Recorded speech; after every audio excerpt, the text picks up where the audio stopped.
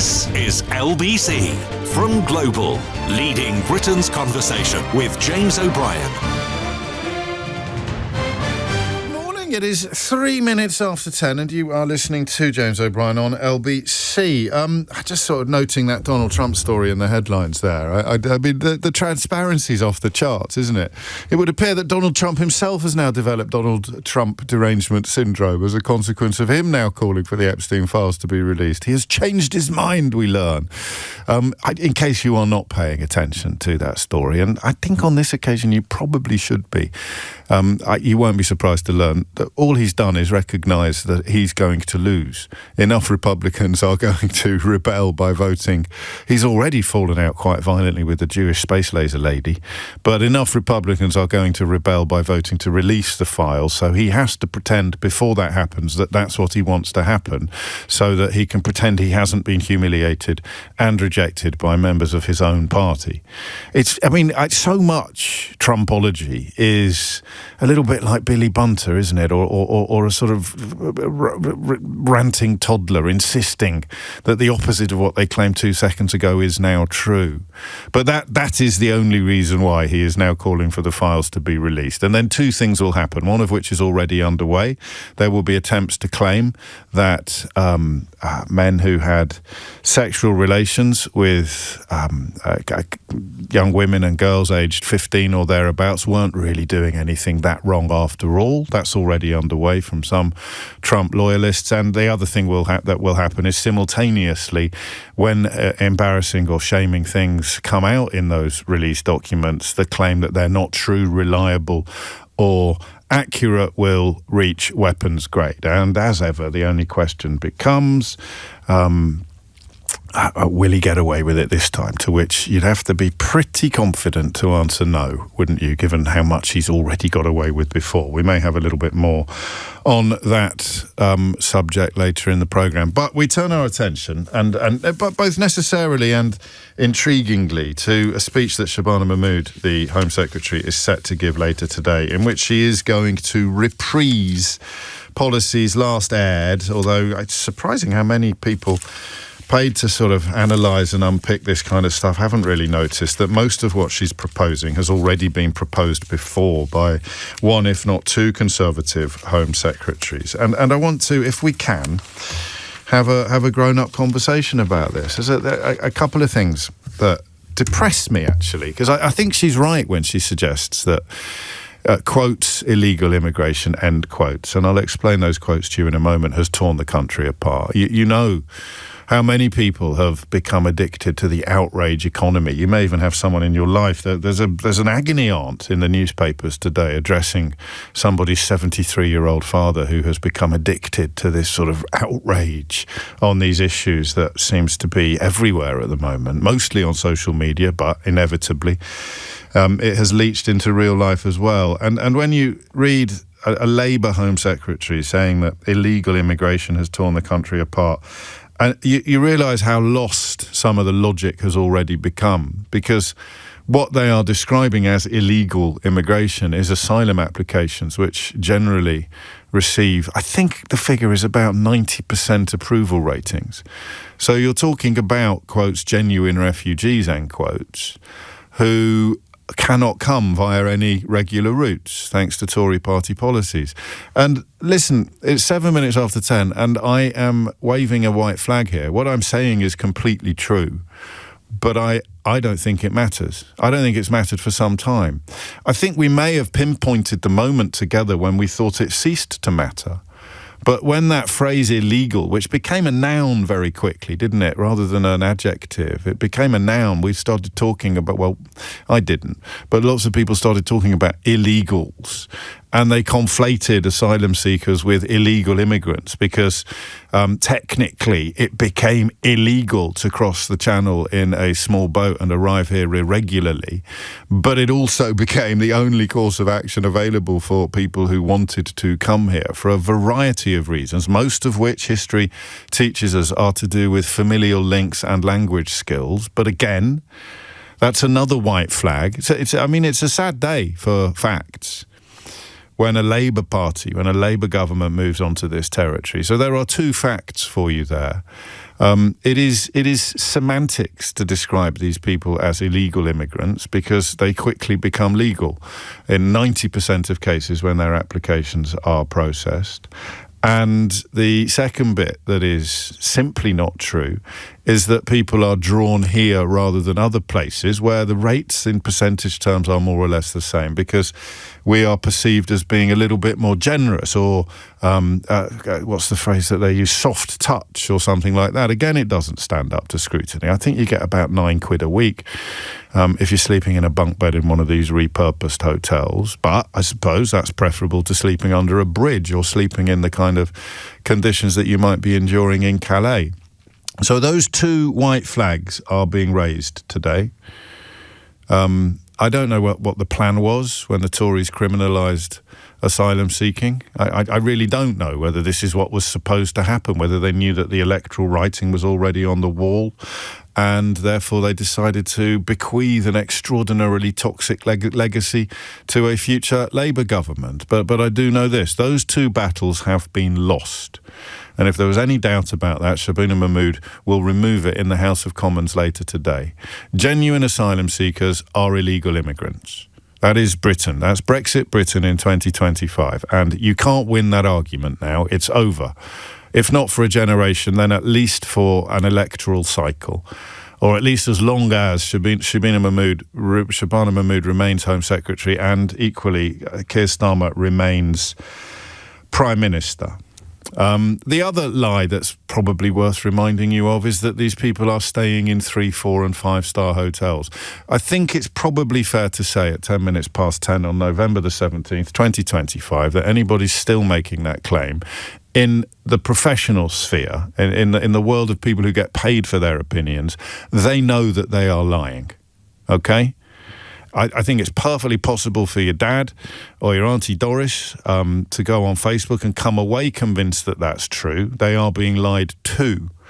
But anybody who is paid for their insights or their input, whether by media organisations or by Elon Musk's commoditisation of hatred on social media, the simple fact of the matter is anybody claiming that the people put up in these buildings enjoy the same levels of service and attention and facility and amenities as people paying normal prices to stay in 3, 4 or 5-star hotels, they know that they are lying to you. Okay, so in fact, I may just bear with me a moment. I'm just going to secure a pen because these are things that are important. I'm just sort of making a list, if you like, of the lies, and the first is, of course, the conflation of asylum seeker, genuine asylum seeker, with illegal immigrant, because that's what we've been told for years. Oh, I don't mind the genuine ones. It's the illegal ones I don't like. So the Tories turned the genuine ones into illegal ones. Fact. I don't want to turn into David Brent or anybody like that, but I'm probably going to say fact quite a lot in the course of the next couple of minutes. The second one is that we are somehow more attractive. I mean, in a way, we are more attractive to people who already have family here or who only speak English as a foreign language. They don't have any other languages that they have been taught to speak. It's one of the great legacies of empire, of course, is that English is a sort of lingua franca, if you pardon the pun, around the world. So the idea that we're a soft touch isn't true. And then on a less important note, the idea that they are staying in 3, 4 or 5-star hotels, akin, if not identical, to the ones that we stayed in when we were kids and went on holiday in Exmouth or Morecambe or some other delightful British holiday resort. None of these things are true.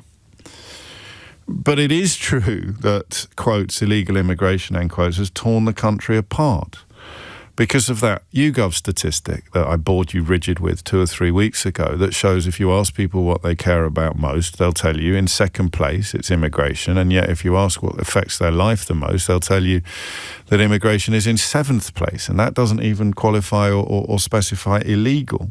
So the war has been lost. People like me who essentially are motivated by the knowledge that even if you banned immigration entirely, the people who rant about it most, or the people most persuaded that it's ruining their lives, would see precisely zero improvement in their life. And that in many ways is the patriotic position to adopt. People who feel that they've got the rubbish end of the stick in life, being encouraged by people who have got all the gold, encouraged by the people who've got all the gold, all the prizes, all the luxuries, to blame foreigners or to blame immigrants for their own circumstances is as old as the hills. But if you were to abolish, completely ban immigration into this country, life would get worse for everybody. Actually, absolutely everybody. And of course, if you're going to start deporting people who had previously got the right to be here or who expected to have the right to be here, then you are also going to, you're going to make life particularly worse for them. And the idea is that you'll celebrate. The average Brit will celebrate, as some Americans have done, seeing children being snatched off the street, or seeing people who you were working alongside or living alongside last week being deported. So, there's room for speculation, there's room for nuance, but there is sadly not room for facts anymore. And those three key facts have driven this entire conversation. Your average asylum seeker is simultaneously going to have their application approved and, as a consequence of Tory legislation, an illegal immigrant. The idea that people come here because it is measurably and demonstrably a better, quotes, offer, end quotes, than going elsewhere is not true. I mean, there are places that are more attractive and there are places that are less attractive. But the big drive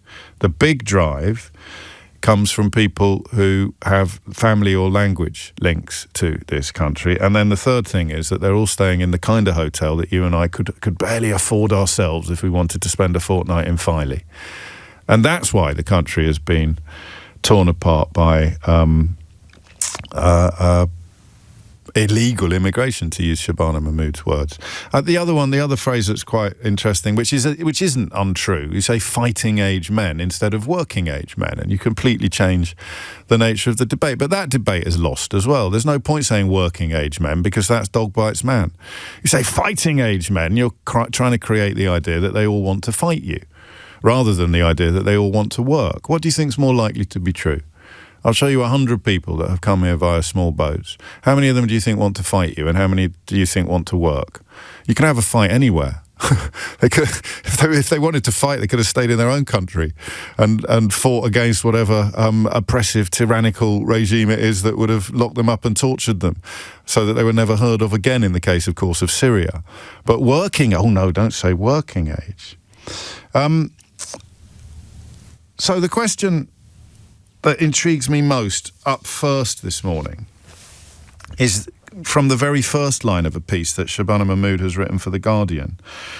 And it speaks absolutely to something that I've tried, with some success, to run up the flagpole in recent weeks. And it's this idea that you can...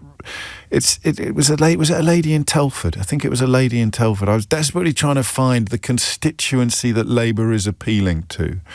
And it's people who are not sort of nativist snarlers. They don't hate foreigners. They're not racist. They're not xenophobic.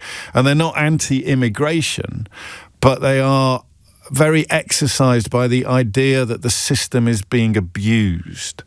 It was Tamara, I think. Tamara in Telford, a lifelong Tory. She may even have been a former councillor. And I wanted to find, and we found a few people that age, and we wanted to find the constituency that Labour seems increasingly to be convinced is both real, i.e. it exists, and winnable. So it's not your outrage addict. It's not your Billy Bunch of Numbers with a bulldog avatar and 307 flags on his Twitter profile. It's the person who has been persuaded that the system is being abused. And that's why I find this line from Shabana Mahmood I don't want to argue with her because she's speaking from a position I don't inhabit. She's speaking as a woman of colour. I know some of these measures will face opposition. And here is the killer line, the key line, the absolutely crucial line. But a country without secure borders is less safe for those who look like me. So she insists that we will continue to offer sanctuary to those fleeing peril, even as she essentially introduces policies that would have seen us send kinder transport children back to Germany once the Nazis had been overthrown and Germany became, quote, safe again, end quotes. But she is arguing from the perspective that this will make life better, not for the sort of nativist snarlers that some people worry she's appealing to, but, if you like, for ethnic minority people who are here.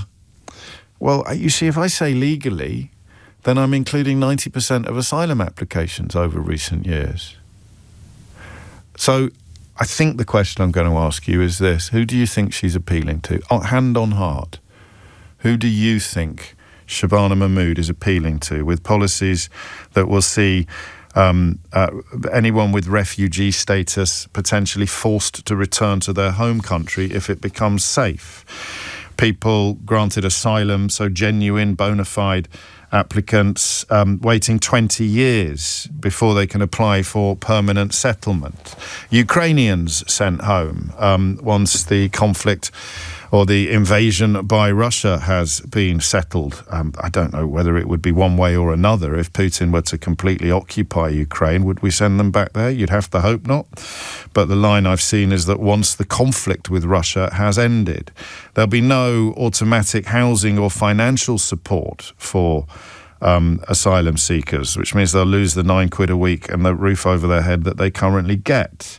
Those are the key areas.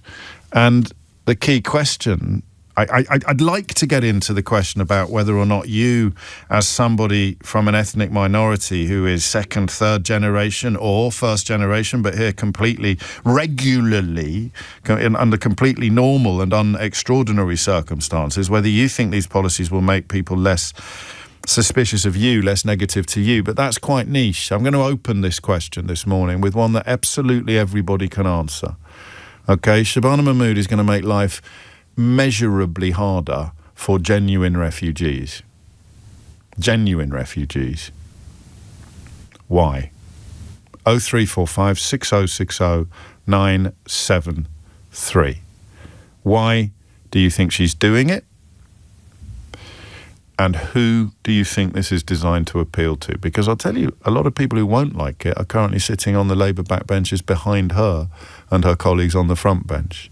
So those are the questions. We may get into whether we like the policies or not, but the keyhole for me this morning is that. Who is this designed to appeal to and or appease? Hit the numbers now, you will get through. 0345 6060 973.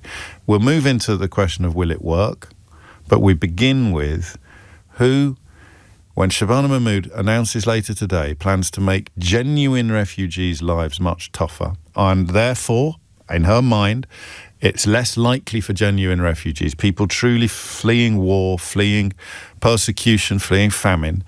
She wants to make it less likely that they will come here by making it less pleasant for them when they get here. Who is that designed to appeal to? 0345 6060 973. It's 10:21. James O'Brien on LBC. 3 minutes after 10 is the time. And look, underpinning all of this is my fear that you can't reason people out of positions that they have not been reasoned into.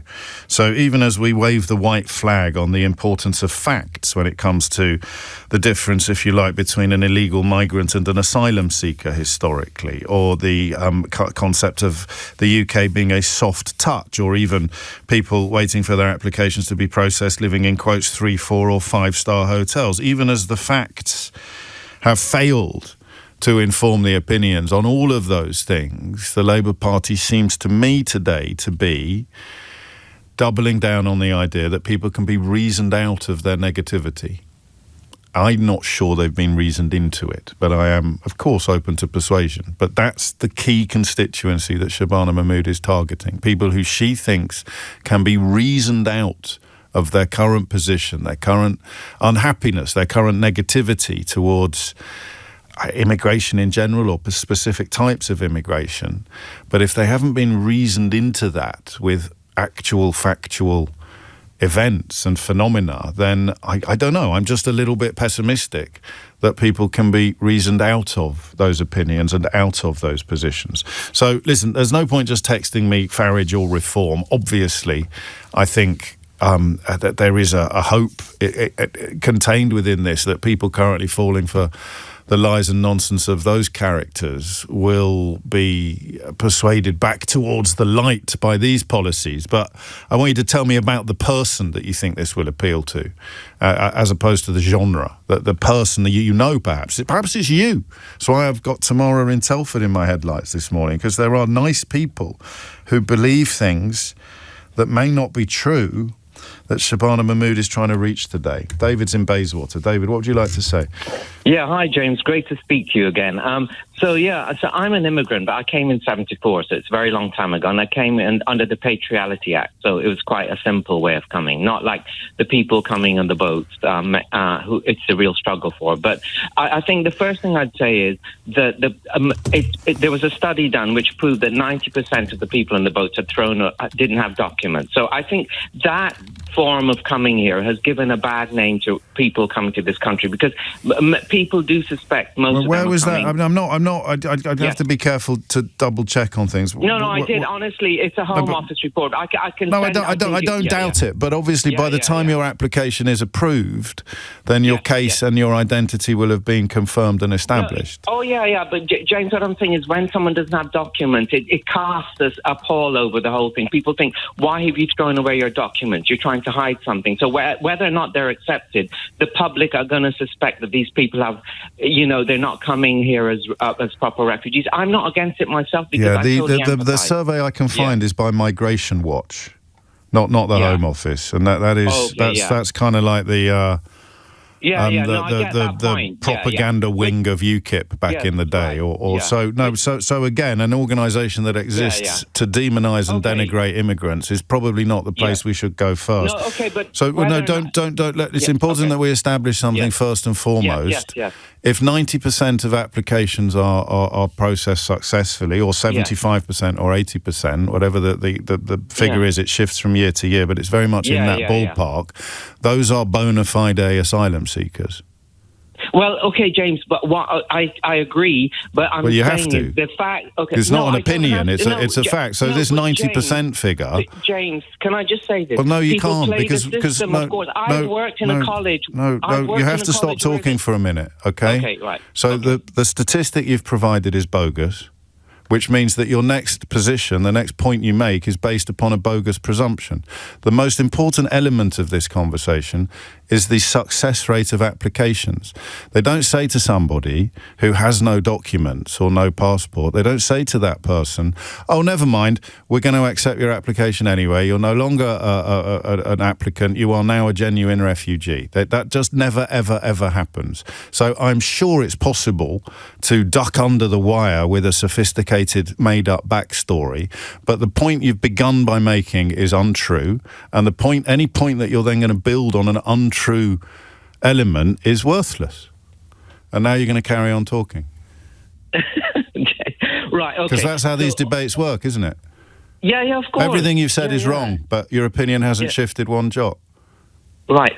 So you haven't let me speak. I've spoken. I have let you speak, and I checked what you said, and I let you speak. I checked what you said. It wasn't true. But James, I've given you a statistic. You said you don't believe it. Other people will believe it. Just because you don't believe it doesn't mean other people won't believe it. No, of course I do. Yeah, it's not true, but people won't. But people will believe it. You can't prove that it's not true either. So the public will have seen things like that. No, you can't. Okay, carry on. How can you disprove it? Well, You can't because the disprove it. applications are processed successfully. You cannot have your application processed without proving who you are. The point I was saying that it gives the people have the impression that people in the boat are not coming here as proper refugees, and a lot of people do believe that. That's what the problem, isn't it? It's the optics of the whole thing, and that's what's causing the problem. That's why Reform are getting votes. So people like you, and I'm an immigrant myself, so I have no reason to be against it, but I'm saying from the logical position I have, that it's a difficult position for the government to argue against because of the impression that's been created. And falsely. An impression that's been created falsely. Yes, so how do you deal there, with... James. No, but if you abandon the facts, you abandon the truth. Well, and that's what the government is doing. The government is now addressing people who believe things that they have no reason to believe. Fact is another person's fiction. That's the point. No, that's not true. You sound like Donald Trump now. There are facts and there are lies. There is truth and there is untruth. You don't get to pick your facts. You don't get to pick your numbers. The success rate for asylum applications. Listen, I think we can agree it doesn't matter. That battle is lost, pointing out the difference between a genuine refugee and an illegal migrant. It's pointless to do it now because the Conservatives have successfully conflated the two. So let's accept your point. Let's pretend it doesn't matter whether it's true or not and that people believe it. If people believe something that's not true, how does a policy help them? How does treating people worse, sending Ukrainians back to Ukraine when the conflict with Russia is over, who is that designed to appeal to? Does it appeal to you? No, what I'm trying to say is the government is caught in a bit of a bind, and I think that's why they're being very reactive. I don't think they're intentionally... But who is it designed to appeal to? So let's just pick that one element of it. Sending Ukrainians back to Ukraine when the conflict with Russia is over. Who is going to go, yes, that's what I want to see? Are you? No, I'm not. But then, see, I'm quite well off. I'm not in the position of a lot of poorer people. Well, then we're speculating about the existence of people who can't bear having Ukrainians enjoying shelter in this country and hope that the war is over soon so that we can get rid of them as well. I'm just not convinced those people exist. Shabana Mahmood is gambling an awful lot on their existence, but I'm not sure they do. And listen, I'm sure you're right. Lots and lots of people believe things that aren't true. So you've played directly into that observation I made at the outset about whether or not you can reason people out of positions that they haven't been reasoned into. I don't think you can. It doesn't matter how many people believe it. If you start saying one man's fact is another man's fiction, then you're Donald Trump. Your alternative facts, your fake news. The facts no longer matter, which makes Shabana Mahmood's mission, I would thought, absolutely impossible. This is Brexit. This is Brexit 2.0. It was probably inevitable, wasn't it, given that Brexit was sold on the back of immigration lies? It was probably inevitable that we'd come to a point where people, perfectly sensible people like David, are arguing, it doesn't matter whether it's true or not, enough people believe it, and anyone who doesn't believe it is out of touch. It's not true, but enough people believe it for it to matter and for it to inform policy. And I'm very, very worried that that's where Labour is. It's saying, we know it's not true, but so many people believe it, those are the policies that we need to make. And I just can't see that working. 10:32 is the time. Dominic Ellis has your headlines. James O'Brien on LBC. 10:35 is the time. And the other thing that I don't believe, or that I really worry about, is the conflation of people coming over in small boats, which is a tiny, tiny percentage of overall immigration with all the immigrants. So, Shabana Mahmood, this is the crucial question. When I say who is she trying to appeal to, obviously there are some obvious answers to that question. But the people she would say she was trying to appeal to are people who are supremely comfortable with legal or regular migration, but have been successfully persuaded to have a massive problem with asylum seekers if they come here via the only route available to the massive majority of asylum seekers. That's the argument. From the minute Farage turned up in Dover with his Fisher-Price binoculars, the writing was on the wall because newspapers can't help themselves. And with the amplification and the exaggeration of social media, what was already pretty toxic 10 years ago is absolutely hideous now. So immigration numbers are going to plummet. This is the thing that nobody ever mentions. Official immigration numbers are going off a cliff as we speak, right? Next time they're announced, it is feasible that by the time of the next general election, Keir Starmer is leading a government that has delivered what David Cameron promised, and that immigration will be down, net migration will be down to the tens of thousands. Don't, whatever you do, mention the fact that there's currently 25,000 vacancies in nursing, for example. But that is the direction of traffic. It's coming off a cliff. Everything that Shabana Mahmood is planning to announce today is directed at the relatively tiny percentage of immigration that is represented by people in boats and hotels. And I just think, even if she successfully cauterized that flow of humanity, if she successfully created a country that nobody wants to come to claim asylum, the problems wouldn't go away. I want to be wrong. I don't ever want to find out, because I'm proud of the fact that this country offers asylum and sanctuary to albeit that with the kinder transport, it wasn't actually the government, it was an organisation of private citizens, but at least the government didn't outlaw it. The idea that she could cauterize that flow and the problems, the anger, the tearing the country apart would dissipate or disappear, I just don't believe it. And I'd love you to persuade me that it will. I mean, it's you she's talking to. I've got no problem at all, because they're going to deport Ukrainians. Who had that on their bingo list for a Labour government? I remember when Boris Johnson was doing laps of honour about how welcoming and warm we were, and brackets, just don't mention the ethnicity, close brackets, but we love refugees if they're Ukrainian. We can't get enough of them. Shabana Mahmood's going to announce plans to deport them when the conflict with Russia is over. Which, there's an ineluctable logic to it, but it's not very pretty. Who finds it attractive? Who likes it? Who and what is it designed to appeal to? Taz is in Birmingham. Taz, what do you reckon? Hi, James. Nice to speak to you. Likewise. Well, first of all, to answer your question, I think that it's undoubtedly to attract the people going towards, I wouldn't say right wing, but people going towards Nigel Farage and reform, because Keir is sinking in popularity right now. But I don't think he can win those. I don't know. Can he win those people? I agree. He can't. So, I mean, it's a, kind of false premise, if you like, for them to do that. But there's also distracting from their failures, like, the whole yo-yo budget. And, people are sort of kind of mad now because of a variety of reasons. So they're kind of trying to take the eye off that.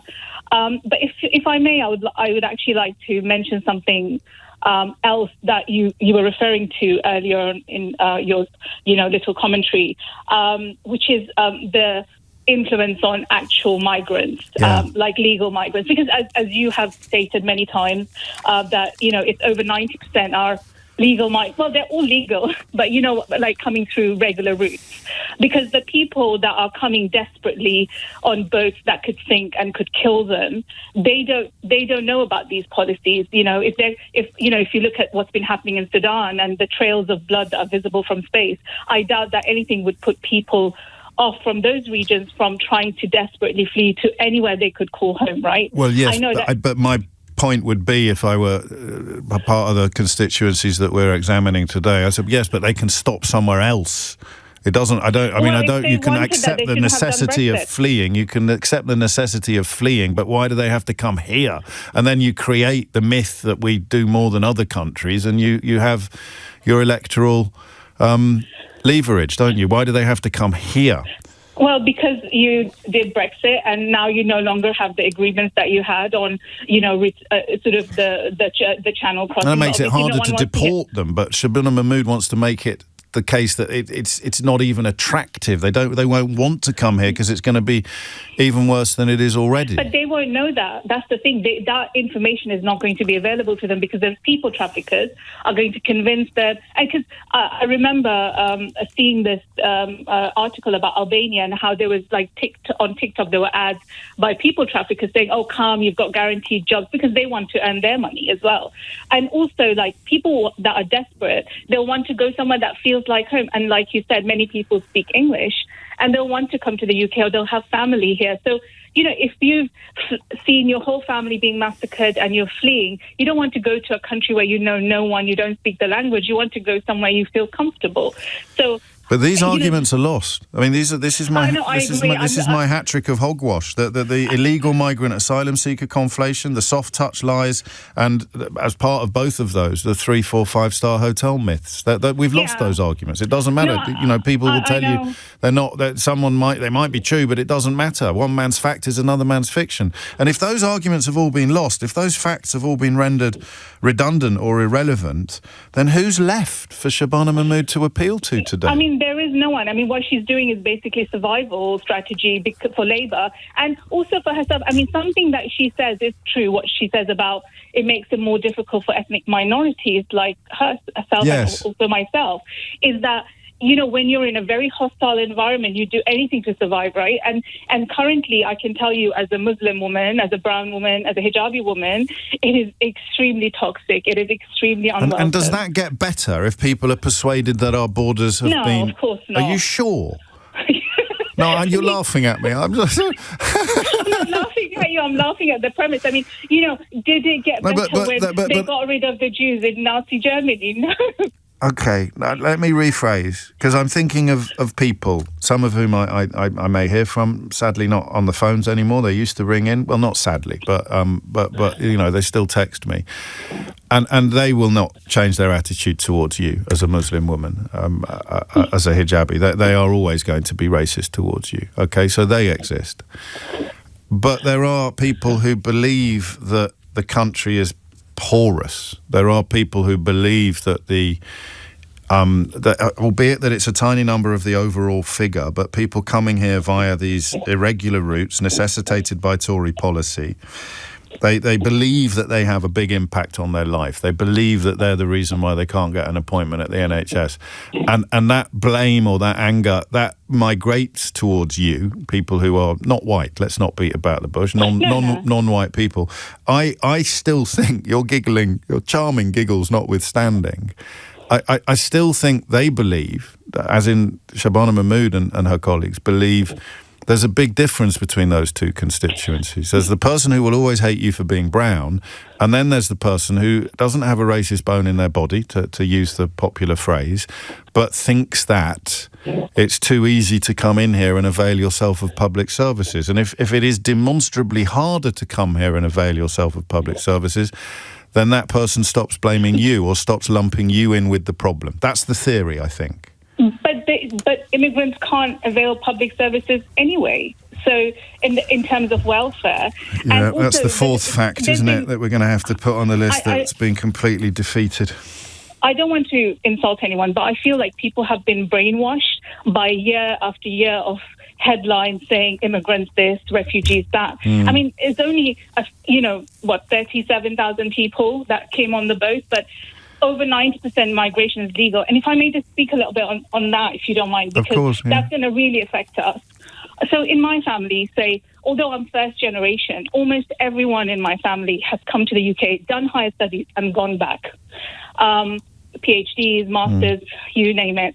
I stayed behind for a variety of reasons. I'm one of the only 2 people that stayed behind. But what's happened now is those people no longer want to come. I mean, if you look at PhD students from Bangladesh, before the vast majority, because there was a link, the Commonwealth, there's a feeling that this was also our home because, we are brought up in Bangladesh, well, we used to be anyway, with English culture, with English language, with, little things that were left over from colonization that endeared us to this country, right? So people would come here and feel at home. But now that is no longer the case. People have other countries on their list. So we're going to lose the bright minds that would come here, that would contribute to research, that would maybe some of them would stay on and, do really amazing things, or maybe they would just be skilled people. And not to mention the doctors and nurses. I'm actually a retired doctor, and I'm also a patient. And I can tell you the way, my patient experience and my medic experience, the way I've seen the leeching of staff, especially after Brexit. Like, we've got, the last time I was admitted, it was to a renal ward, and I was a very sick patient. There was only 4 nurses in a massive ward, and there were healthcare workers, assistants as well. But it's so woefully understaffed. We've got nurses going off because they're so burnt out. We've got people committing suicide because they're burnt out. It's awful. And the truth is we cannot survive without immigration. We just simply do not have the numbers. So to create this toxic conversation where immigrants are the bogeymen, they're the ones to blame for everything, the people that's going to hurt are the people in this country, just like Brexit. It is exactly like Brexit, except the stakes are even higher because who's going to look after people in the care home? They're more human than fiscal. Just in case anybody thinks that Taz is exaggerating, there's a survey published today by the Royal College of Nursing of 20,000 UK nursing staff, found that 2/3 were working while ill multiple times a year. That's up from 49% in 2017. 25,000 jobs are currently unfilled, and 70% of nurses are working beyond their contracted hours. That's as things are now. Just as the Home Secretary gets the grips with the business of making the country considerably less attractive a destination for precisely the sort of people that you're talking about. And the figure for people who go back to their country of origin anyway stands, I think, at about 40%. So there's another little myth that never really gets aired. So you dismiss all of Shabana Mahmood's fond imaginings, I think, that this will make life easier for people. I think that this is a very harmful distraction to the conversations that do need to happen in this country regarding the NHS, regarding the education system, regarding the economy, regarding the roads and the trains and the water systems. Those are the conversations we need to have because there are serious problems. I live in Birmingham, James. There's huge amounts of poverty here. There's so many children living in poverty. The immigrants are not to blame for that. The immigrants living in Premier Inns that are, completely converted into some, horrible situation. They're not to blame for that. We need to fix that right now. Why are there children going hungry in this country? I'm so angry about that. I'm so angry about the NHS when I saw my colleagues going to the food bank, when I saw my colleagues burnt out. And that will get worse, not better, as a consequence of what, or at least you think it will, and I fear it will, as a consequence of what Shabana Mahmood is announcing today. So who is it designed to appeal to? Taz, thank you. A couple of answers from my inbox. Steve, responding to Taz, saying that people like her family, doctors and the like, are less likely to want to come here now. O'Brien's only callers are migrants or second-generation migrants. You're a joke. No prizes for guessing how Steve spells your. So when he hears that people coming here to treat him and his children are now less likely to come, he celebrates. And David, who I think is probably in the lead for the Applications for Idiots Corner this morning, listening to the same call from Taz, writes, "This caller just blown your case out of the water. Her family came, studied, got PhDs, then left. Give up, mate." I mean, just a quick refresher on what the current rules are for foreign students coming here to study up to PhD level, David, because without them, most of our universities would be facing even greater financial peril than they currently are. So I think, to rephrase your text, people come here from other countries, pay through the absolute nose to study to a very high level, subsidise British-born students as a consequence of the fees that they're paying, work for a while, and then go back to their country of origin.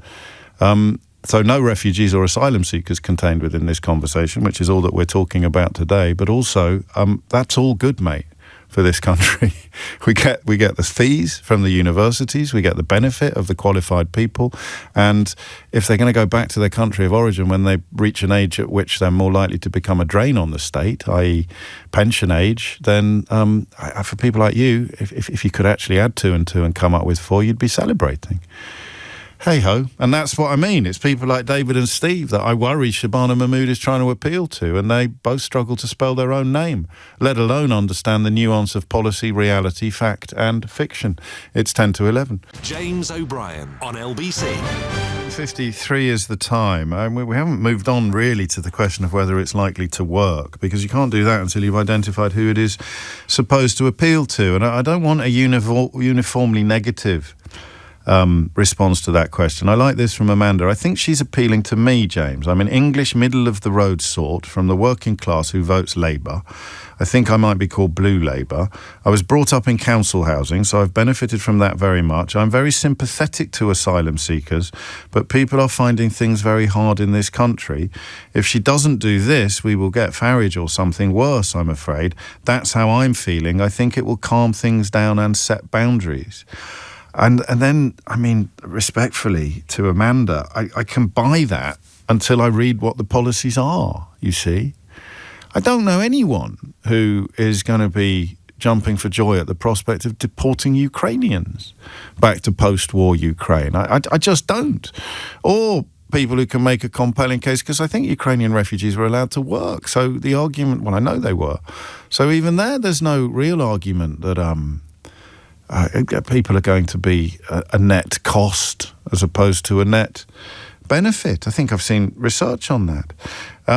That's the problem, isn't it? Who is this designed to appeal to? And if you've already got worries, as I do, then compare the article that Shabana Mahmood has written for the Sun newspaper with the article that she's written for The Guardian, and I suspect those worries will be compounded. But it's to the Times that I turn next for a letter to Professor Tanya Byron, who runs a sort of rather more highbrow than the average advice column. And this is her correspondent in today's paper. My 73-year-old father has become obsessed with politics, or rather with shouting about it online. He spends hours on social media arguing with strangers, posting furious comments and sharing articles that make my wife and me wince. He used to be thoughtful and kind, now he's permanently angry, convinced that he sees, quotes, the truth, end quotes, and anyone who disagrees is, quotes, brainwashed. He rants about woke nonsense, elites, and that he has a duty to halt the decline of common sense.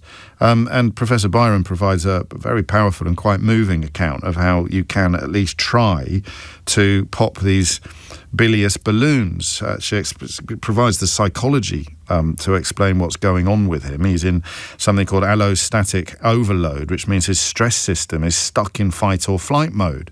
So the brain can't reset, can make himself poorly. Anyone challenging his beliefs becomes part of the perceived threat. This explains some of the negativity in Idiot's Corner. Anybody challenging these things that you've persuaded yourself are true becomes part of the problem. So the woke or the elite incite really violent verbiage in these kinds of people, including this man who until relatively recently was a lovely father and grandfather. And that is part of the problem. Can Shabana Mahmood's policy reach men like that on the problem page in the Times today?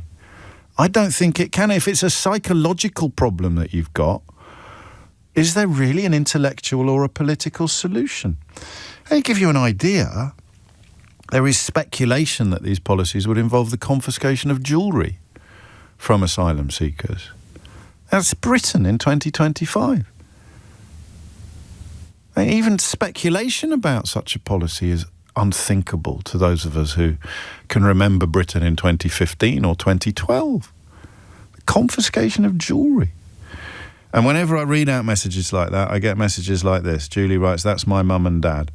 And to prove the point about the, I like that phrase, allostatic overload, it died in the wall, the phrase is wool, mate, but I'm here to help, died in the wall, liberals like you, followed by a rude word that I can't say on the radio. So, my inbox provides really powerful evidence of allostatic overload, but it's not a rational position to be in.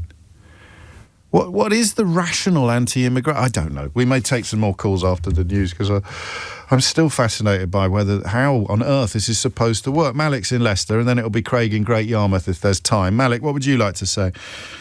Hi, good morning to you, sir. And, I've been here in this country since 2002, and never have I in my life up until now seen such a bizarre situation. You said who should serve it? I think it is for the self-preservation kind of a thing, in my opinion, because they are in fear of a party whose leader is supposed to take his data from a cab driver. No offense to the cab drivers, but this is that was you're talking about Farage, I think, and knowing his background like I do, I would suggest to you he made up the conversation he had with a taxi driver. Yeah. So and even if he did, this is the bloke who told him that Sharia law was on the way. It's based on a conversation with a taxi driver, and of course his responses to the terrible crimes in Southport last year was based upon the social media account of a man facing sex trafficking trial. But here we go. Indeed. But how does that work, though? I mean, that's because what you're doing, you're jumping ahead. So there need to be a lot of people who will think more warmly about the government in the event of these policies being introduced, and I don't know who they are. I don't know that they exist, those people, Malik. See, I am as skeptical as you are, because in my understanding, people even actually do not understand between the difference of an immigration and asylum seekers. What they are doing, they are co-equating the two. For example, you're talking about economic migrants. Yeah. And I have been told since 2019 and up until now, there have been 900,000 immigrants arrived. Right. You do a simple math. I ask your producers to ask Home Office how much was visa money they have provided. It's £2,000 per person, which is £18 billion. Then £1,000 for NHS surcharge, which is another £9 billion. So even before these economic migrants put their foot on the UK soil, they have contributed £27 billion. In the course of 5 years, without any national insurance or tax, just in terms of the visa fee and the NHS surcharge, they will be contributing £54 billion. You can check me, correct me, educate me. I don't need to. I know that you're telling the truth. And I mean, the visa costs, and you haven't included student costs and tuition fees and things that are going into our education. Although David gets very cross about the idea of people coming here and reading books. But I'm going to put that on the list as well. So I'm not by nature a pessimist, and I'm certainly not defeatist. But these arguments have been lost to the liars. All of these arguments have been lost to the liars, and the government now seems to me to be legislating in a world of lies. Yeah, because I tell you why. Because nobody's paying attention to what is the economic of the of this country. The politician whose job is to improve the economy, they are using this as a tool to scapegoat. Nobody is paying attention to what is coming in the budget. This is, in my understanding, is a diversion tactic. By the time we have been bombs exploded on our pockets, the government is finding different ways to sift the money out of our pockets. What is it? Use immigration as a way to throw it out. I think we're going to stay with elements of this conversation in the next hour, because here's a question I've never asked anybody before. How does it end? How does this rhetorical cycle end? If not with measurable and obvious improvements to our cost of living, which I can't see appearing anytime very soon on the horizon, and which is likely to be compromised by the imminent collapse in overall net migration figures, partly for the reasons that Malik has alluded to. There's another one, the idea that immigration is itself a drain on our economy. It's simply not true. So Labour seems to be legislating in a world of lies, rather than challenging the lies. You might argue they've got no choice, looking at the opinion polls where the liars are doing really, really well. So what do? If you can't beat them, join them. How does it end? How does this rhetorical revolution end? That's the question, isn't it? How do you... Because, I mean, for years we've been laughing at people saying you can't talk about immigration in this country without being called a racist, when all we do in this country is talk about immigration, and most of us manage never to say anything that would label as racist. But how does it end? Shabana Mahmood thinks she can end it by making life harder for refugees, deporting Ukrainians and taking jewellery away from people who are fleeing war. I'm going to say that again because it's breaking my heart. Shabana Mahmood thinks she can end the rancid rhetoric around race and immigration in this country by deporting Ukrainians and confiscating jewellery from refugees. It's 11:02. James O'Brien on LBC.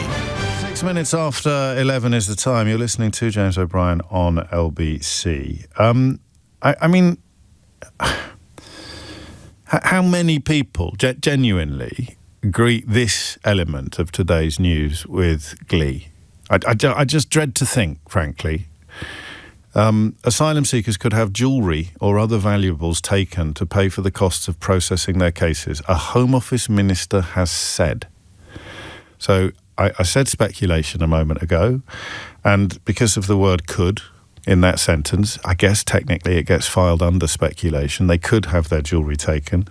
But this is Britain in 2025, where Alex Norris, the Home Office Minister, has said that while this would not involve seizing wedding rings, jewellery without sentimental value could be taken.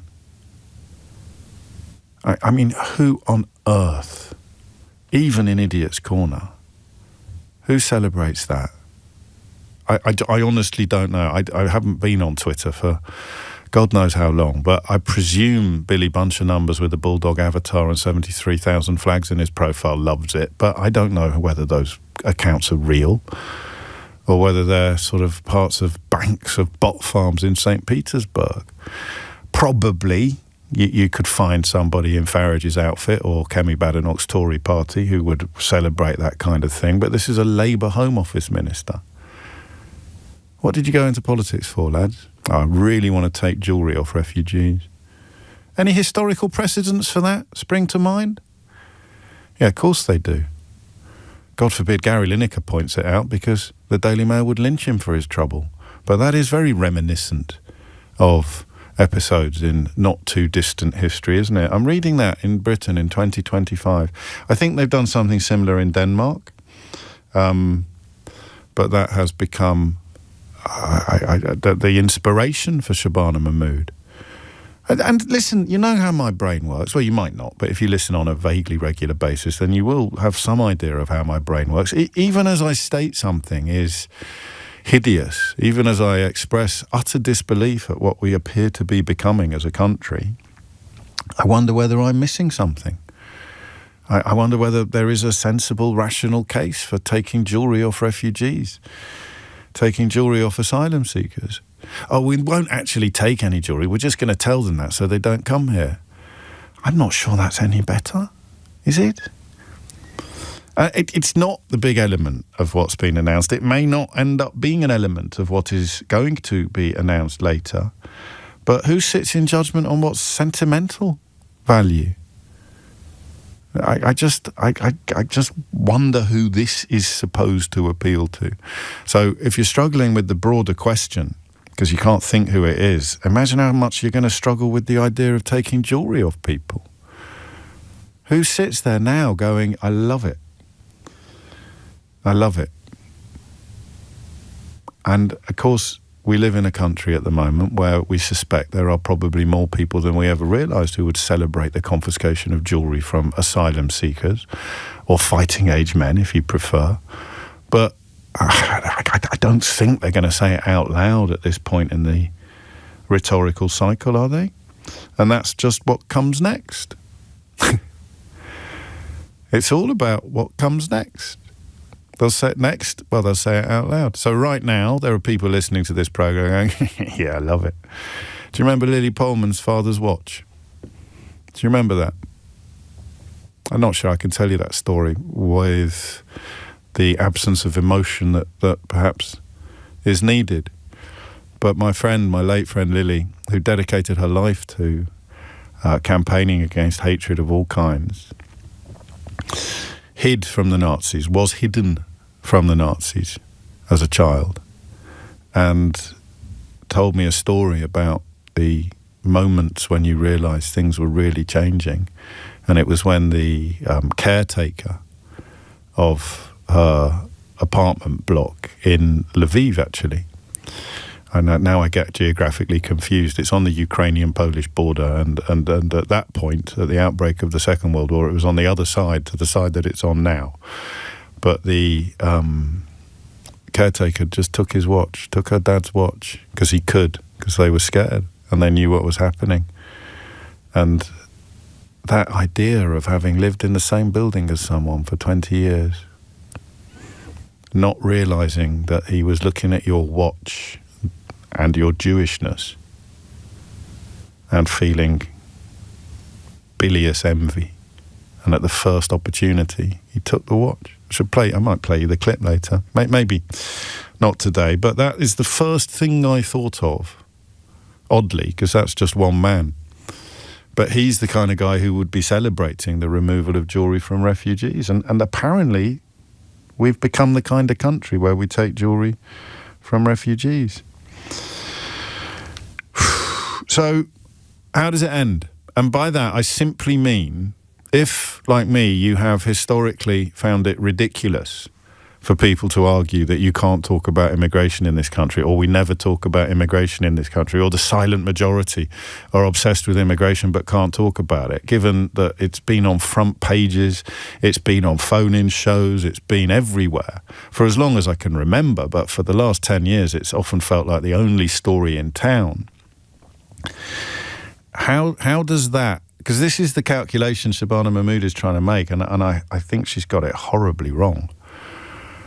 But such is my naivety or idealism that I hope I'm wrong, and that actually she does manage to appease people who aren't snarling nativists but who have, quotes, legitimate concerns, end quotes. I just can't quite see how wanting refugees to have their jewellery confiscated is going to appeal to people with, quotes, legitimate concerns, end quotes. But how is this rhetorical cycle spiked? Do you see what I mean? What does a government have to do to stop the population being so susceptible to anti-immigrant rhetoric? How does it stop working? That's the point. You're going to have Farage over there wanging on about it all the time, regardless. Even if the immigration figures reach zero, he'll claim that you can't trust them. He'll call them fake news or alternative facts. So you're going to have that. And, of course, he is carried shoulder high by the likes of the Daily Mail and the Daily Telegraph and the Daily Express. And, of course, Elon Musk has bought Twitter so that the racists can go largely unchallenged on the massive public space. How does a politician silence that noise? And just for the record, I haven't got a clue. And if it turns out that you do it like this, you do it like Shabana Mahmood is doing it, then what do we do? Celebrate, breathe a sigh of relief, or just mourn the passing of a happier, kinder, more compassionate age? But how do you close down this conversation? How do you silence the fears of people who fear things that largely don't exist? That's the problem. So there's no more asylum seekers in this country. We've shut all the hotels. No one's going to come anymore because if they do, we'll nick their jewellery. Does everybody then go back to being nice to each other? Or what do we become then? I honestly don't know how it ends. How does this cycle of rhetoric end? Without the cost of living going down, without everything getting better, without waiting lists getting shorter, none of which is more likely to happen as a consequence of reducing immigration, most of which is more likely not to happen as a consequence of reducing immigration. But what would the world look like? What would it take to make this programme sound stupid if we came on air in the morning and said, give me a ring if you hate immigration? I don't know the answer. I don't know if there isn't. Here you go, here's a challenge. I haven't got a Scooby-Doo, so I bet you haven't either. That, by the way, is me trying to sting you into action.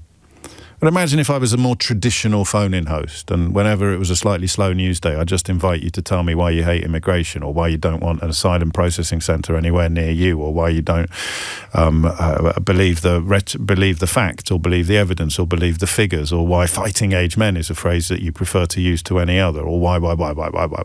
Imagine I presented a traditional radio phone-in programme that encouraged you on an almost daily basis to blame immigrants for the actions of all the politicians that I told you to vote for. Imagine I presented a traditional radio programme that encourages you to blame immigrants for the economic impact of the Brexit that I told you to vote for, or the Boris Johnson that I told you to vote for. What would it take for this to be a country where I, as a traditional radio phone-in presenter, encouraging you to blame immigrants for all the things that have happened as a consequence of the things I told you to vote for? What would it take for that not to land anymore, for that invitation to be laughed at, dismissed? I have no idea. But Shabana Mahmood thinks that confiscating jewellery from refugees, deporting Ukrainians, and making people who have fled war, pestilence and famine wait 20 years to have any sense of security while they live here is going to make your Auntie Doris and your Uncle Keith feel better about the stuff they keep reading on Facebook. And I just can't believe it. I want to. Help me believe it. Mike writes, she's appealing to people like my mum and dad, by no means racists or flag wavers. They don't share my left-wing view on things, but they're honest, fair people, genuinely concerned with the immigration system as a whole. There's nothing left-wing, James, about insecure borders. I don't know. I mean, I ask them, Mike, which bits they like most. The deporting the Ukrainians, the confiscating jewellery, or the making people wait 20 years before they can call this place home, even if they've run away from President Assad's murder squads, or the Taliban, or whatever it may be. I hope you're right, mate. I really do. But I don't think your mum and dad have been reasoned into whatever position it is that they currently hold. And if you haven't been reasoned into something, can you really be reasoned out of it? 11:17 is the time. Have a crack at that. Have a crack at the question of what it would take for the rhetoric to be defused. And I am being a little bit facetious and a bit cheeky when I say I don't think you can. But that's me being a bit arrogant, because if I can't, then I am tempted to think it must be impossible. But what does it look like? What does it look like when that rhetoric has been removed? When Farage is rendered ridiculous once again?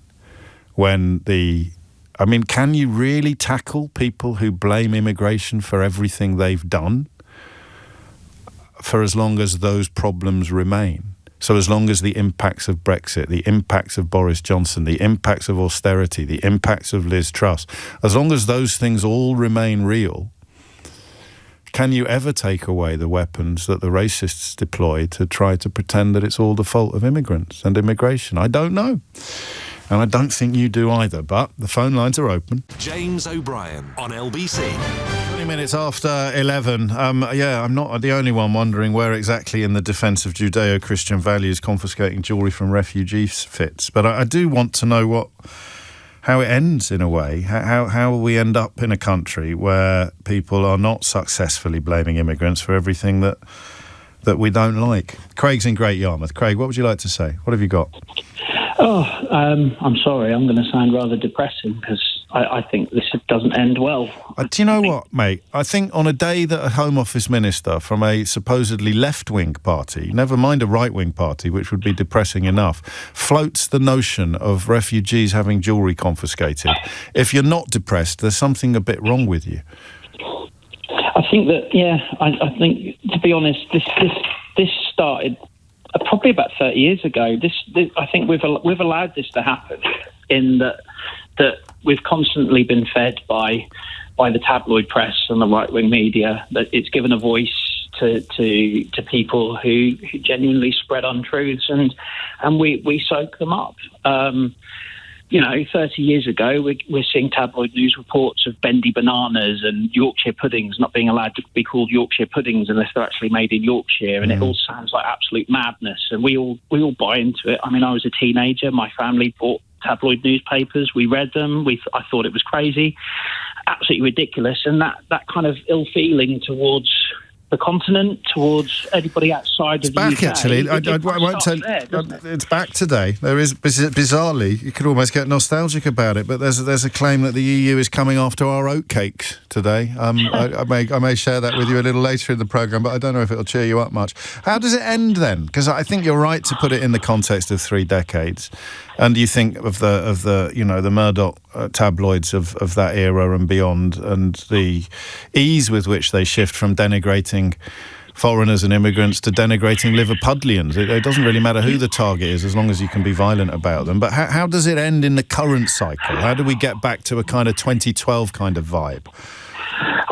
To be honest, I think the only way, I'm not sure we can, unfortunately. I think it's going to be a generational thing, but my hope would be that people who are in the public spotlight, we have those people who have a platform, like the person you keep mentioning. Ironic. I think that he needs to be people like him who are saying things that are untrue. There needs to be stronger rules and regulations, especially if they've got a voice and a platform on the mainstream media. People shouldn't be allowed. It sells tickets, mate. It does, and it does. And no one at the Daily Mail or the Daily Telegraph or in, certain radio presenters or TV presenters, none of them are going to go, oh, hang on, this isn't true. They're going to say this got 700,000 views or this got 400 million clicks. Let's do more of that tomorrow. And that is, every media organisation, with the possible exception of the BBC, is pretty much worshipping at that altar now. It's only a stroke of luck that I managed to get big numbers by swimming in the opposite direction. If I didn't, I'd be toast tomorrow. Yeah, and I mean, look at that. To everybody who disagrees with you, you're a left-wing nut, and so they don't listen to you. It doesn't matter what facts you put out there. It doesn't matter what facts that you give, how much evidence you provide. If their cognitive dissonance outweighs anything else, doesn't it? And so, I'm a liberal lefty teacher who's teaching a curriculum by the liberal elite, which is completely ignores the fact that I'm still kind of working to a curriculum that was largely informed by Michael Gove as Education Secretary. So I don't think this ends well. I think that if anything, I think this continues to ramp up. I don't think Labour have helped this at all, but I think what would help? Not to make excuses for Labour, but what would help? I think that Labour perhaps, I'd like to think they're trying to play a bit of a long game in that we can't affect lasting change if we're kicked out of government after one term. No. And so they're playing to that crowd, and my hope is they're playing to that crowd to try and appease, in the sense that we can kind of slowly drip feed some reasonable behaviour in there and change. But they've got numbers coming that, overall.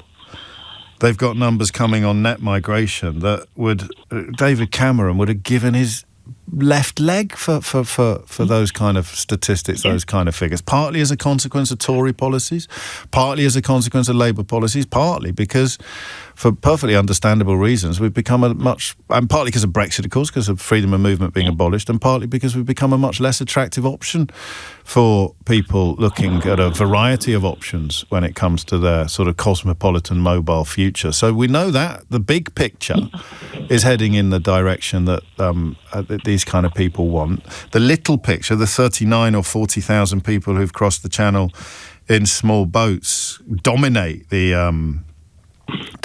discourse. If they are somehow removed from the discourse, what happens to the discourse? Do we all calm down and start getting on with each other again? No, we'll shift. The narrative will be shifted towards another scapegoat, won't it? Yeah, but it won't work as well. It won't work as well. I mean, this is the point about race baiters, is that they need something juicy. You could go after single mothers, or you could go after the unemployed, or you could go after kids with anxiety, but it wouldn't reach this scale, because there is something visceral and primal about seeing people crossing water in boats to come to this country. And if you've managed to successfully typify them all as invaders or fighting age men, then it pushes buttons inside people that I don't think single mothers and unemployed people will ever quite push in the same way. No, and that is what I mean. Selective reporting. I mean, how quickly was it buried? The boat that sank about 4 or 5 weeks ago, where among the fatalities it was listed as women and children, and that news story just excuse the pun, but sunk, didn't it? Didn't get the coverage that you'd expect, because it doesn't get the clicks and it doesn't get the response and it doesn't feed the outrage economy that Tanya Byron writes about brilliantly in the Times today, addressing someone whose 73-year-old father has fallen entirely into this space. We hear it a lot on the programme. He's in allostatic overload, she writes, meaning his stress system is stuck in fight or flight mode, exhausting the brain's ability to reset, risking negative health outcomes. Anyone challenging his beliefs is woke or elite and becomes a perceived threat, fueling his self-appointed duty to defend common sense. And, to get medical about it, she writes, your father's prefrontal cortex, the brain's reasoning and empathy centre, shuts down, while the limbic system, the emotional threat centre, takes charge, driving instinctive fear and anger. And that, it seems to me, is what Shabana Mahmood is trying to appeal to today. Not the prefrontal cortex, I didn't actually know that you could medicalise this theory I have about not being able to reason people out of things they haven't been reasoned into. It's not my line, by the way. But your prefrontal cortex, where reasoning and empathy operate, shuts down. Your limbic system, your emotional threat centre, or your sort of adrenalised fight or flight condition, takes charge. And that means instinctive fear and anger are the order of the day. And can anything Shabana Mahmood is set to announce in the House of Commons today address people whose limbic system has taken charge? And how do we tell the difference? This is the thing that has fascinated me now for the best part of a year. It's why Tamara in Telford's shadow looms large over all of these conversations. How can you reach people's prefrontal cortex with these kind of policies? Who is going to go, I am a rational, thoughtful, empathetic person, but I'm unhappy with the status quo. If you, and then pick whichever one of these you like the most, if you make people wait 20 years before they can have settled status, I will be a lot more amenable to immigration. If you start confiscating jewellery from refugees, I will be a lot more relaxed about immigration and a lot more empathetic to refugees. If you are allowed to deport Ukrainians, then I, as a reasonable, empathetic person, will become a lot less exercised by immigration, whether legal or illegal. You see my point? This is the bit I don't get. Break it down like Professor Byron has done in the Times today, between the prefrontal cortex and the limbic system, and it seems to me that Shabana Mahmood is trying to address the consequences of people's limbic system by deploying their prefrontal cortex, and that doesn't work. Most of what I see and hear is emotional. It is instinctive fear and anger. And it's not an accident. That's why they say fighting age, men. It's instinctive fear and anger. It's why one sex offender in one hotel somehow becomes emblematic of every refugee, every asylum seeker. It works. What am I trying to do? I'm trying to excite your instinctive fear and anger. What's O'Brien trying to do? Oh, he's trying to excite your prefrontal cortex, your rationality and your empathy. What a fool. Dominic Ellis has your headlines. James O'Brien on LBC. Okay, let's have another go. I am not a nasty person, right? I am using my prefrontal cortex, not my limbic system. But I just don't care about refugees. I wish I could. If the country was in a better condition, if the cost of living was lower, if the NHS waiting lists were shorter. But I think that kind of compassion is a luxury that we can't afford as a country. I'm trying to imagine the mindset of the person that will respond positively to what Shabana Mahmood is describing. And I'm not doing it from a position of condescension or sneering. There's another story in the news today about the percentage of people who earn over £125,000 a year who completely dispute the idea that they're rich. It's very easy to dismiss that in a moment, but I understand that position. And I also understand the position of somebody at the other end of the economic scale, or perhaps halfway down it, who just thinks that as a country, everything feels so frayed that regardless of the fiscal realities, if it's costing anything to look after these people, then right now we can't afford it. Let's get our house in order, and then we can go back to being the warm and welcoming country that we want to be. Does that sound daft to you? Does that sound bonkers? Or does it sound like your inner voice? I'm not racist. I'm not xenophobic. I'm not cruel. I'm not frightened. I'm not angry. I'm just looking around at a country where everything is fraying at the seams. And I know that it was largely caused by conservative governments and the people who told us to vote for Brexit. But it doesn't matter what caused it. It's who we are and where we are now. And as long as we are there, looking after refugees and asylum seekers is a luxury that we can't really afford. So we need to stop accepting them. And we need to wave goodbye regretfully to the ones that we've already accepted. And if we have to accept them, then we're going to take their jewellery off them. Is that who she's appealing to? I'm trying today. I'm reaching. I really am. It's important. That there is this person. I'm not racist. I'm not xenophobic. I'm none of these things. And it doesn't matter whether it's true or not economically, whether this is a major factor in our economic reality. It feels like it is. So just as some people have been persuaded to be frightened of asylum seekers, so many others have been persuaded to consider them responsible for our economic situation, or a large contributor, a major contributor to our economic situation. So while things are this bad, I don't want my politicians to be worrying about them. I want them to be worrying about me. And then the lines about paying tax, and the lines about parents and grandparents, and the lines about all the other things actually have a sort of resonance.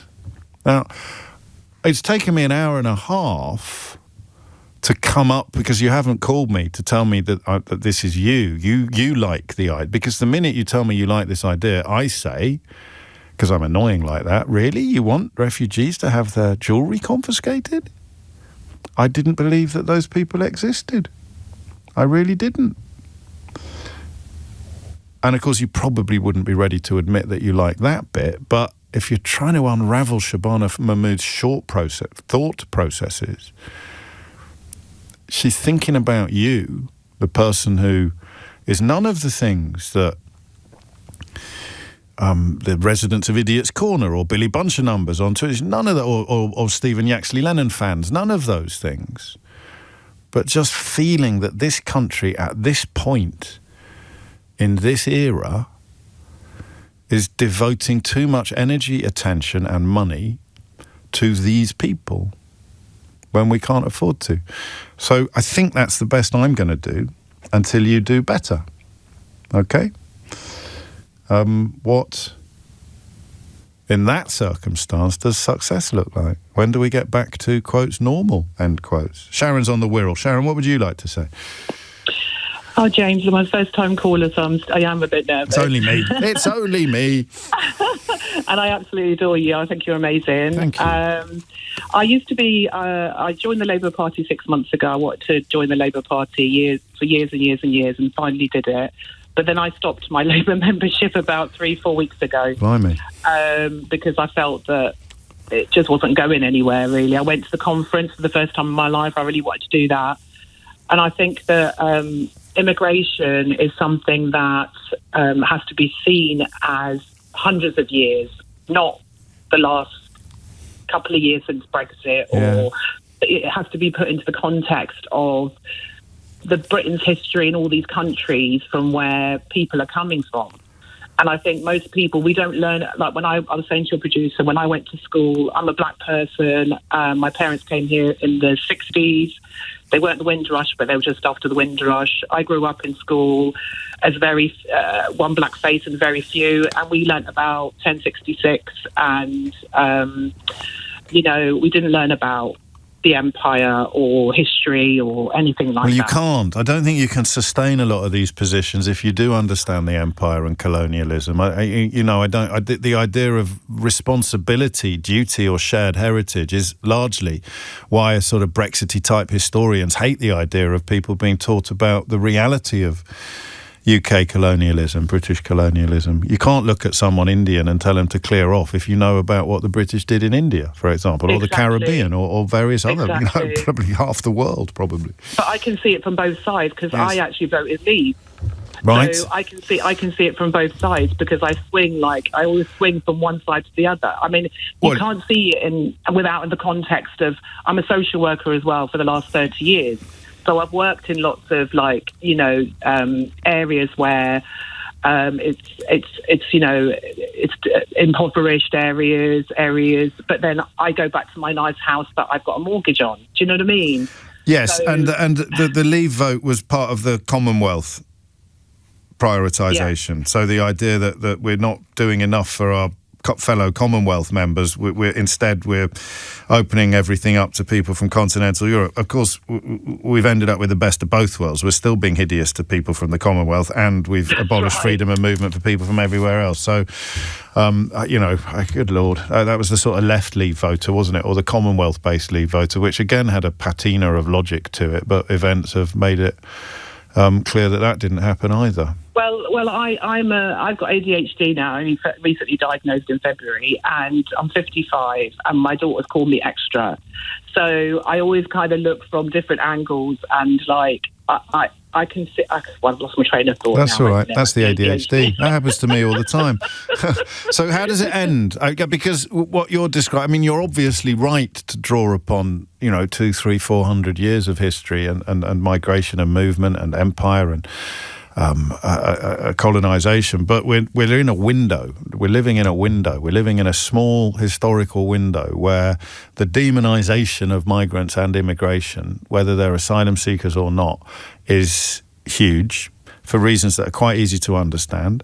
Tragically, it conflates into people like you. We know that it does. That's why Shabana Mahmood talks about making the country safer for people who look like her. She believes that if you cauterise the concern about asylum seekers by no longer having any concern for asylum seekers, then you stop the leaching of anti-migrant feeling into racism, into anti-non-white person feeling. I don't know that that's true, but that's what she seems to be betting the house on. What needs to happen for this to no longer be pretty much the only topic in town?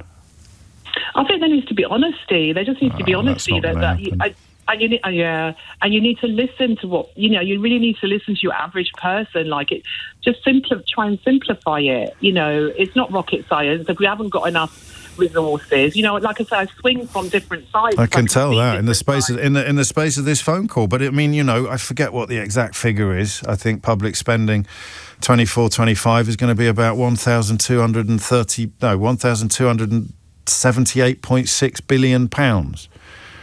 That's according to the OBR, if I've read their figures correctly. So whatever it is that we're spending on asylum seekers, £118 is the average daily cost of a hotel stay.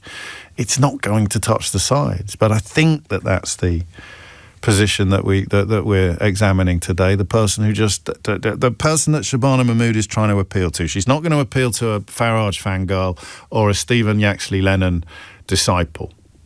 So who is she trying to appeal to?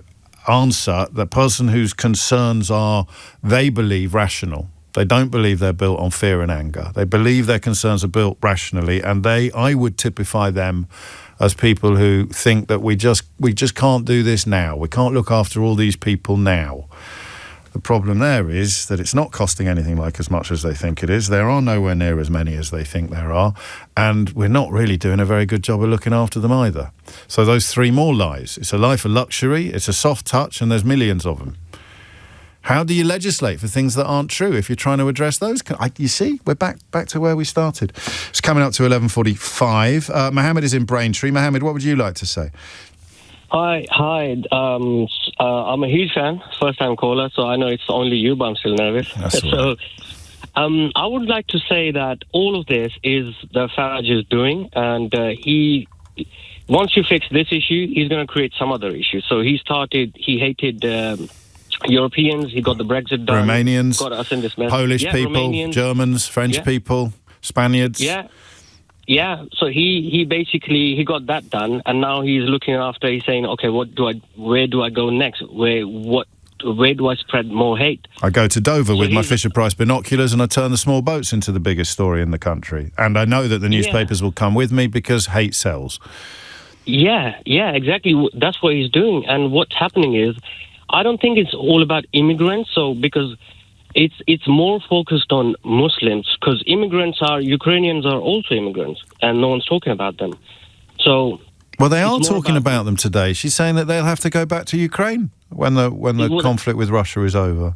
Who's that going to appeal to? Who's? You're right, actually, to remind us of the way that spotlight moves, that focus moves from Romanians to who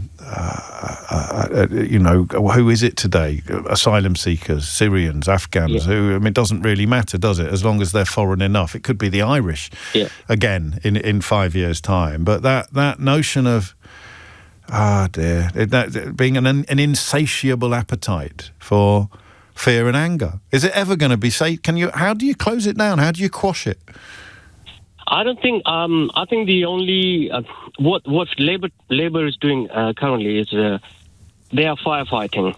So, for example, what I do with my kids. So, if you're sitting on the dinner table and he doesn't want to eat his dinner, he wants a chocolate, and he's making so much noise, I say, okay, shut up, have your chocolate.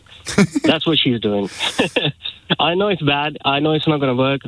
Fine. But Labour is doing it. But I think the way they can beat it... They've given up on good parenting, and they're now just saying, all right, you can live on Spangles.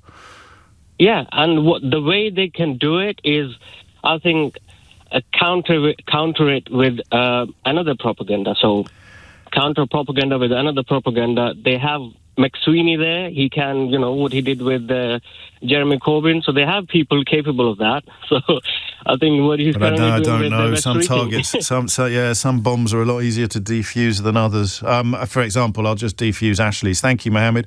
You keep repeating the jewellery thing when nobody is actually asking for that. Oh, but Denmark did it, so it's a great one for you to add to your absolute bias on this issue. This from The Guardian today, actually. Asylum seekers could have jewellery or other valuables taken to pay for the costs of processing their cases, a Home Office minister has said. I honestly, listen, I don't know what it is about the phrase a Home Office minister has said that leads you to conclude that nobody has said it. But here we are. 11:47 is the time. James O'Brien on LBC. 10 to 12 is the time. You're listening to James O'Brien on LBC. So the answer I'd give traditionally, we need to feel a bit happier and a bit better off.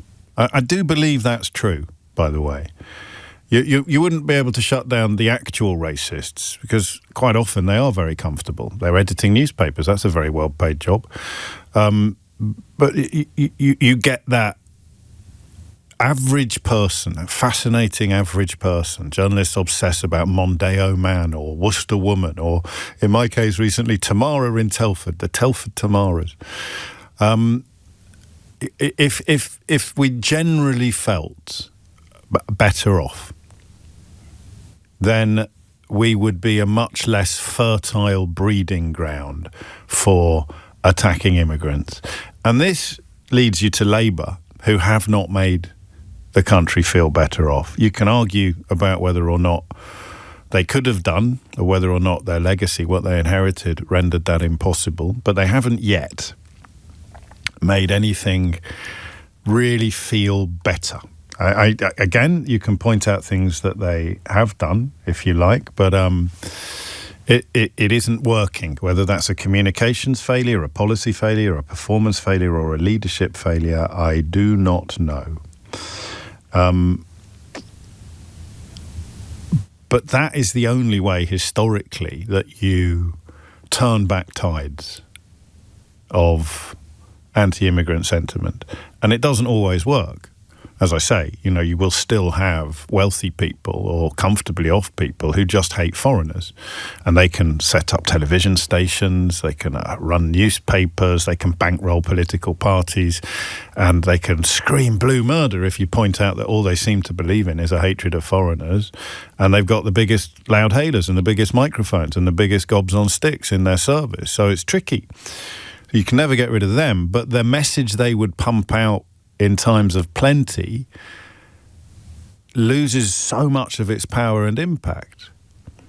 But when we are in times of need or perceived need, the language works, the invitation works.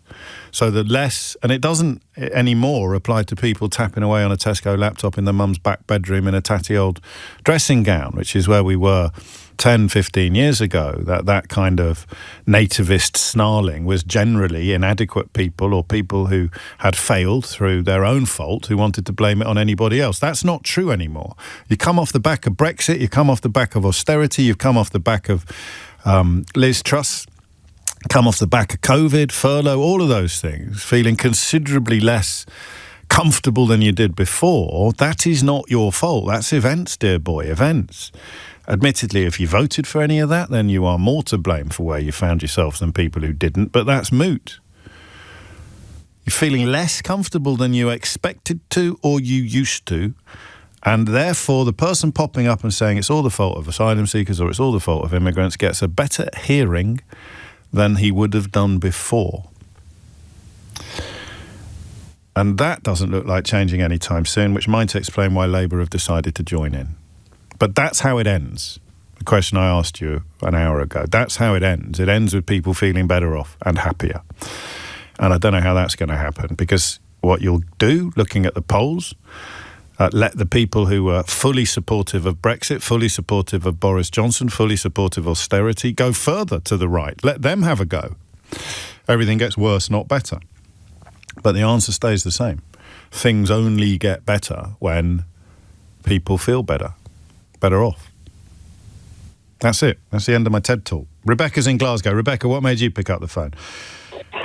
Hi, I'm the granddaughter of Polish immigrants and also the daughter of an Indian immigrant. Okay. And growing up, we were always taught, you have to prove yourself. You have to prove your worth. And I think now we all who are immigrants or children of immigrants should prove our worth. And by that I mean we should withdraw our worth for a period of a week, 2 weeks. And it's the only way that people who have a negative opinion of us will see our worth and see that it's not us that are causing the problems.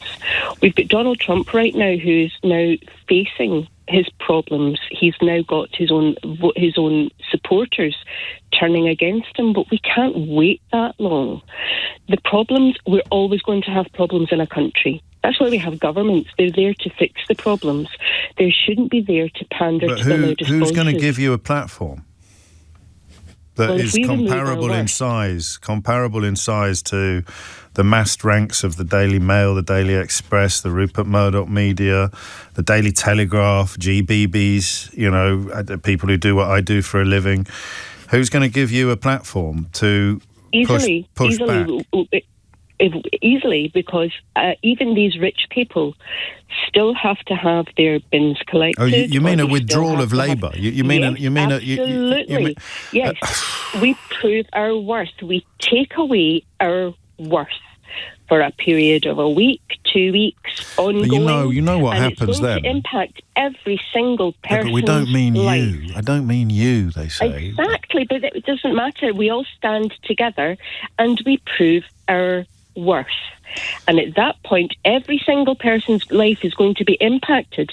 And these people, the ones who might be on the fence, are going to think, now hang on a minute.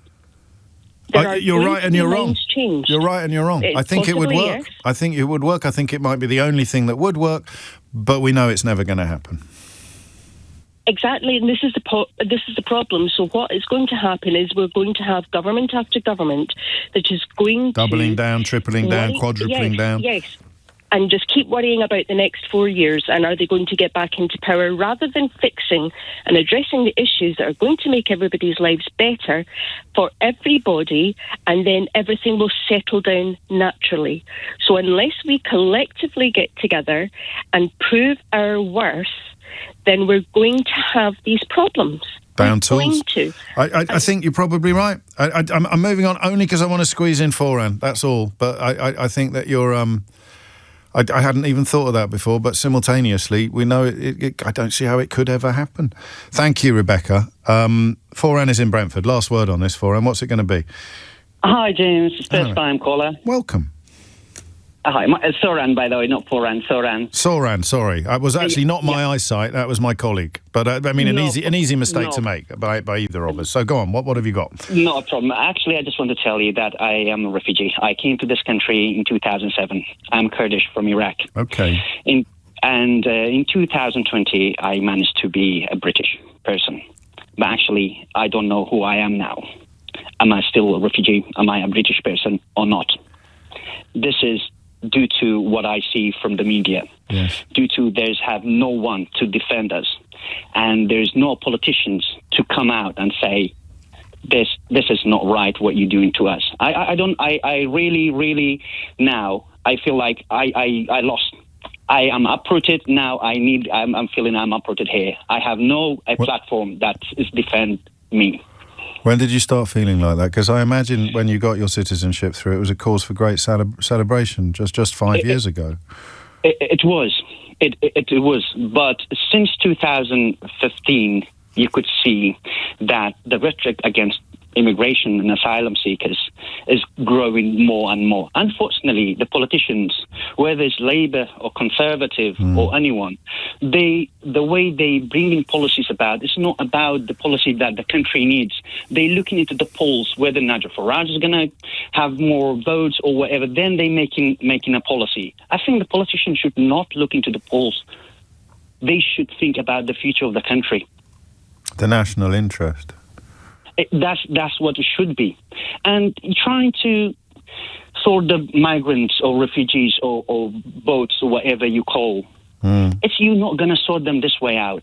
Let's find out what's the cause of these people, why they are living. And then go back to source. I mean, again, as with the last caller's suggestion, that might be a possibility or a prospect, but in the short term, in the window we're currently inhabiting, it's not an option, and it's not unique to the UK either. So Shabana Mahmood's response to you would be, people are frightened of people like you, Soran. Oh well, I can't say. I can't tell Shabana Mahmood I'm scared from her because she have a relationship with someone that basically causing this problem. For example, I'm talking about Iraq. I'm Kurdish from Iraq. Sure. Just look into the politician in the country. Look into the government. Who is in power in Iraq? And why is there a vacuum? Member of the government, the ministers, most of them, they have European passport or British passport. Really? These are, yes. Look into them. No, I will. I mean, I'll take your word for it until I have done. But that idea that people like you are the source of our problems. People listening to this who think people like you are the reason why they've not got what they want or they couldn't get a GP's appointment yesterday. We've probably got the same GP, actually, Soren, if you're in Brentford. But the idea that, people... I don't know how you convince them that they're wrong. Apart from, was it Isabel, the lady in Glasgow's suggestion that everybody downs tools? I tried to squeeze you in. I didn't have much time. I'm already late for the news. You'd be welcome to ring in again because... although that we live in a country where you can't talk about immigration, we will be talking about this issue again sooner rather than later, I imagine. And we will be taking Shabana Mahmood's statement live from the House of Commons at about 3:30 today on LBC. But the time now is 12:01. Stay tuned to find out what is up after the headlines. James O'Brien on LBC. 5 minutes after 12 is the time. You're listening to James O'Brien on LBC. Apologies to Jim and David and Vanessa and Andrew and others. We will no doubt be returning to that, possibly tomorrow after we've heard the finer detail of what it is that Shabana Mahmood will say later today. That speech to the House of Commons, that statement to the House of Commons being taken live on LBC. I'm not sure Tom Parker Bowles, the Queen's son, has ever prompted a conversation on this programme before. I've got two possibilities this hour. One of which I think, if the likelihood of anybody ringing me in the last couple of hours to tell me they really like the idea of confiscating jewellery from refugees was slim, I've taken a judgment that nobody would ring me to defend the other story that I was thinking of discussing with you this hour. When's the last time you did a genuine double take? Have you ever caught yourself doing a genuine double take? When you sort of actually feel your head moving twice because you've kind of gone like that. You've gone, what's that? What the? You look over there and you see something. What the heck? I did a genuine double take this morning. Not at this headline, oddly. I cut two stories out of the newspaper and I've got the slightly more measured headline in front of me. UK skincare brands face masks for 4-year-olds. Dystopian, say experts. This is a company that is selling makeup, for want of a better word, to including a skincare mask to children aged 4 years old. But I didn't think anybody would ring me to say, yeah, James, wind your neck in, that's absolutely fine. So that has fallen at the first hurdle of potential topic. I mean, sometimes, if everybody is in agreement, it can be fascinating and illuminating, but I don't think that a succession of people expressing spluttering disbelief at face masks and cosmetics being available for 4-year-olds would be a particularly engaging hour for us to spend together. Which leads us to the King's son, Tom Parker Bowles. And I've kind of had this once myself, but happily the dog was actually muzzled, so we were okay. But if the dog hadn't been muzzled, then my little cavapoo, I think is the technical term for the little dog that I have, who is the sweetest little thing. Do you know, she's 9 years old and she still looks like a puppy, especially if she needs a groom and her fur has got very cuddly. She looks like a teddy bear, my little puppy, my little dog. And I think there's a photograph of me somewhere with her, I think for one of the newspapers when my second book was out. And on one occasion, a rather large dog kind of came for her, but the dog was muzzled and I picked her up and it was okay. If the dog hadn't been muzzled, I've got two problems. I don't know what I would have done, and I don't want to think about what might have happened to the dog. So Tom Parker Bowles has described a 15-stone animal attacking his 2-stone pet in Kensington in central London, and described himself as fighting off the beast, rolling about on the pavement and desperately trying to unlock its jaws from her tiny torso. His dog, Maud, was very, very seriously injured, needing what he's described as very serious surgery. He wrote about it, I think, on Saturday. And hopefully she's going to be okay. And I just found myself thinking about it. I just found myself thinking about what would have happened if the dog that came for my little dog hadn't been muzzled. But I also, and this is why I think it might be interesting for us to do, I also found myself thinking, what would I have done? Do you do this? You will do if you read a lot of Lee Child books. I'm reading the very latest Jack Reacher at the moment, and what he does brilliantly, Lee Child, and it's actually his brother Andrew who writes the books now, albeit that they've got both names on the cover. One of the reasons why those books are so brilliant, and they are just brilliant, I tell you what, on the new book, you won't believe the people that are quoted on the back.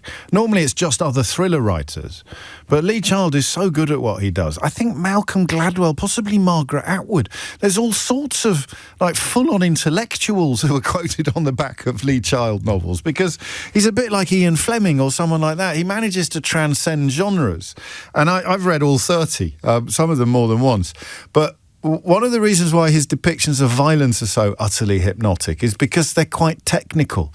So he might describe the speed with which a karate chop is coming down onto a trachea or a windpipe, and the exact biological impact that the trachea has. So what you do sometimes when you're reading Lee Child novels, and I'm sure you do this with other things as well, like Karate Kid or something, but you find it, because you know, unless you are trained, unless you are a martial artist or former special forces or something like that, you know you've got none of these skills, right?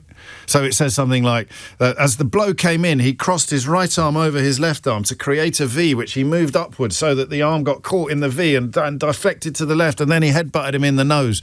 And what you do is imagine what you would do in certain situations, thinking somewhat naively that you might be able to deploy some of the techers that you've learnt from Jack Reacher. Very naively. I'm not for a minute suggesting that you should read a Lee Child novel and then go and pick a fight with the local thugs. But you do, because of the way that it's written. It makes it sound doable. Do you see what I mean? Because of the way that he writes it is so detailed. It's like he breaks it down frame by frame, which makes it sound quite easy sometimes. Jack Reacher is 6'5" and 150 pounds. Let me be absolutely clear that those are key prerequisites to doing any of the things that he does in the context of violence, even if you have his skills and his tactics. But I've done it with the dog. I may need to rephrase that. I've thought about, what would I do if that dog came for my dog? So we are walking around the park and you see a big dog. In Tom Parker Bowles' case, this is the worst nightmare scenario because the dog was on a lead, an unmuzzled dog on a lead that went for his dog to such a degree that he pulled over its own owner. So the owner of the big dog is flat on their face on the pavement and the big dog has got the little dog in its jaws, trying to kill it. At which point, and there's no reason to doubt his account, Tom Parker Bowles, the Queen's son, I beg your pardon, just jumps in, and you hope that you would, right?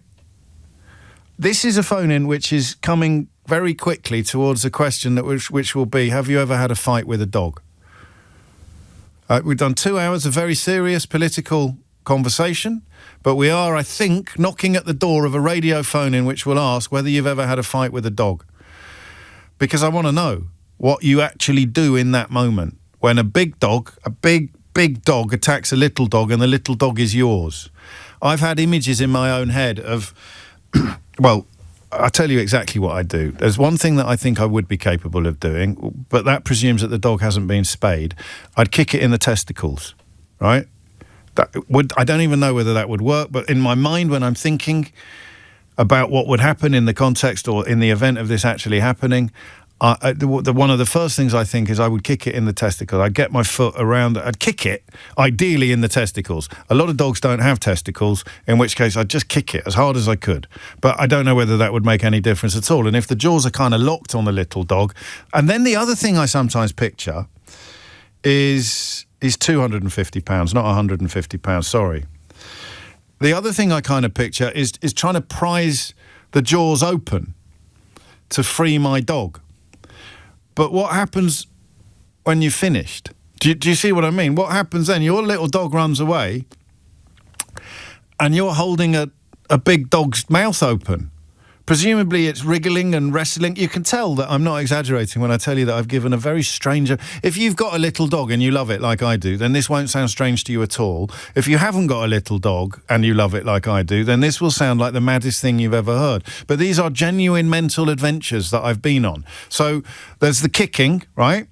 There is the prizing open of the jaw, which Tom Parker Bowles effectively describes himself as doing. This is why it resonated with me so much. I eventually managed to fight off the beast, rolling about on the pavement and desperately trying to unlock its jaws from her tiny torso. And that has happened in my imagination. But what happens next? So you've got the dog, you've opened the jaws, you've prized the jaws open, so you're covered in dog phlegm and sharp teeth and all of that, and get it, and your dog has rushed off, and hopefully a friendly passerby will look after your little dog. But you've now got a kind of steel trap of a dog's gob kept open only by your muscles. What happens when you move your fingers or you move your hands out of the play? So I've got kicking, I've got jaws, I haven't got... a lot of people, and I don't know if anyone has suggested this yet, but on occasions in the past when we flirted with this sort of territory, people have suggested inserting a finger up the dog's bottom. I think in the heat of the moment, I'm not sure that would present itself to me immediately as an option. I mean, hygiene and squeamishness, queasiness aside, I don't know. And then, I mean, a lot of experts tell me you've got to choke the dog. But again, how do you do you see what I mean? So let me be absolutely clear. The phone lines are open, 0345 6060 973. I want you to tell me about something that's actually happened. In the first instance, and I may change my mind, in the course of the hour, I may open the conversation up more widely. In the first instance, I don't want advice from people who've never done it, all right? Unless you are a fully qualified police or army dog trainer, okay? Or, as Keith has just pointed out, I will take a call from Jack Reacher on this. So if you are Jack Reacher, I don't think Jack Reacher's ever fought a dog, actually, in the 30 Jack Reacher novels by Lee Child and latterly Lee Child and his brother Andrew Child. But I don't want advice from people who've never done it, okay? No offence, I don't want to sound ungrateful, but I want to know what the reality of your experience was. And listen, I'm casting a slightly light-hearted air over this conversation, but only because it would be so traumatic otherwise. It may well be there are people listening to this whose stories are anything but happy endings. To be fair to Tom Parker-Bowles, his little pup is in, dog hospital, fighting for its life when he's writing this article. It's not funny. So the stuff about putting fingers up bottoms or kicking genitals, all of that, it kind of lends itself to a slightly knockabout air. But this is anything but funny, this subject matter. And I am genuinely keen to know what actually happens. And the best way to work that out is to ask you what did happen when it happened to you. He also says this thing, which we may get stuck into, but again, don't at me yet, because I first of all, I want to really confine the conversation to people who've had fights, humans who've had fights with very big dogs.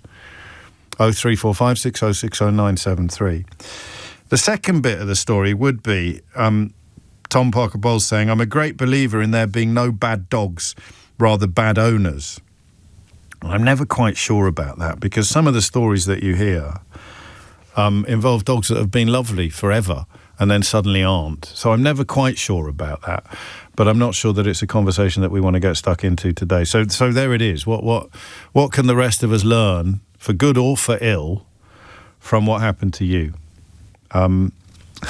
Rob wants to know, if not Jack Reacher, would you take a call from Jack Russell? It was actually a Jack Russell, I think, that Tom Parker-Bowles was. It is, yeah, his dog is a Jack Russell. Mine is smaller and less sinewy, less cartilaginous, to use the word of the week from last week, than a Jack Russell. Mine, I have what is essentially a ridiculous dog. My dog genuinely looks like a cartoon character or a teddy bear. She's gorgeous. But I often find myself, as I walk her through the park, wondering what I would do if that massive machine of an animal over there decided to have her for lunch. What would I actually do? Please God, I never have to find out, and I'm sorry that you did, but I want to know what happened. Phone lines are open. It's 12:18. James O'Brien on LBC. It is 20 minutes after 12, and it is clearly no laughing matter. And Tom Parker-Bowles managed to write very powerfully about the experience he had on Friday in central London when a massive dog, he thought it might be a cane corso, which are absolutely huge, an Italian Mastiff breed traditionally used as a guard dog, went for his little Jack Russell in the street. And he had to, man bites dog is the definition of news, by the way. You're familiar with this figure of speech. Dog bites man, not news. Man bites dog, news. And I just wonder, as the owner of a little dog, what you do or what you did when this happened to you. Let's start in Chiswick. Cameron is there. Cameron, what happened? Hi, James. So I'm in Chiswick at the moment, but actually we're area neighbours. So my parents and I are both based in Brentford. Okay. So first of all, first incident actually happened in Gunnersbury Park. I feel like I've seen you there before. Quite possibly, with my beautiful little animal. Yeah. So I've got a staffy, so they're actually quite tenacious and tough anyway. Sure. So in the first case, in Gunnersbury Park, there was a XL bully off lead, and just went for mine. He was must have been about one and a half at the time. Had him by the neck. So I was aware of the advice that you need to choke the dog out. The first advice is to try to distract the dog with a loud whistle. I hadn't tried that. No, but you wouldn't in the moment. You're panicking, aren't you? Get as far apart as possible. This is after the dog has been released. Try to immobilise it against a solid object, but none of this really addresses the question of what you do if your dog is... what they actually say is don't try to separate them yourself, because you could end up with some nasty injury. But who's going to stand and watch? I have in both occasions. I'm sure. Suffered nasty injuries. I'm sure you have.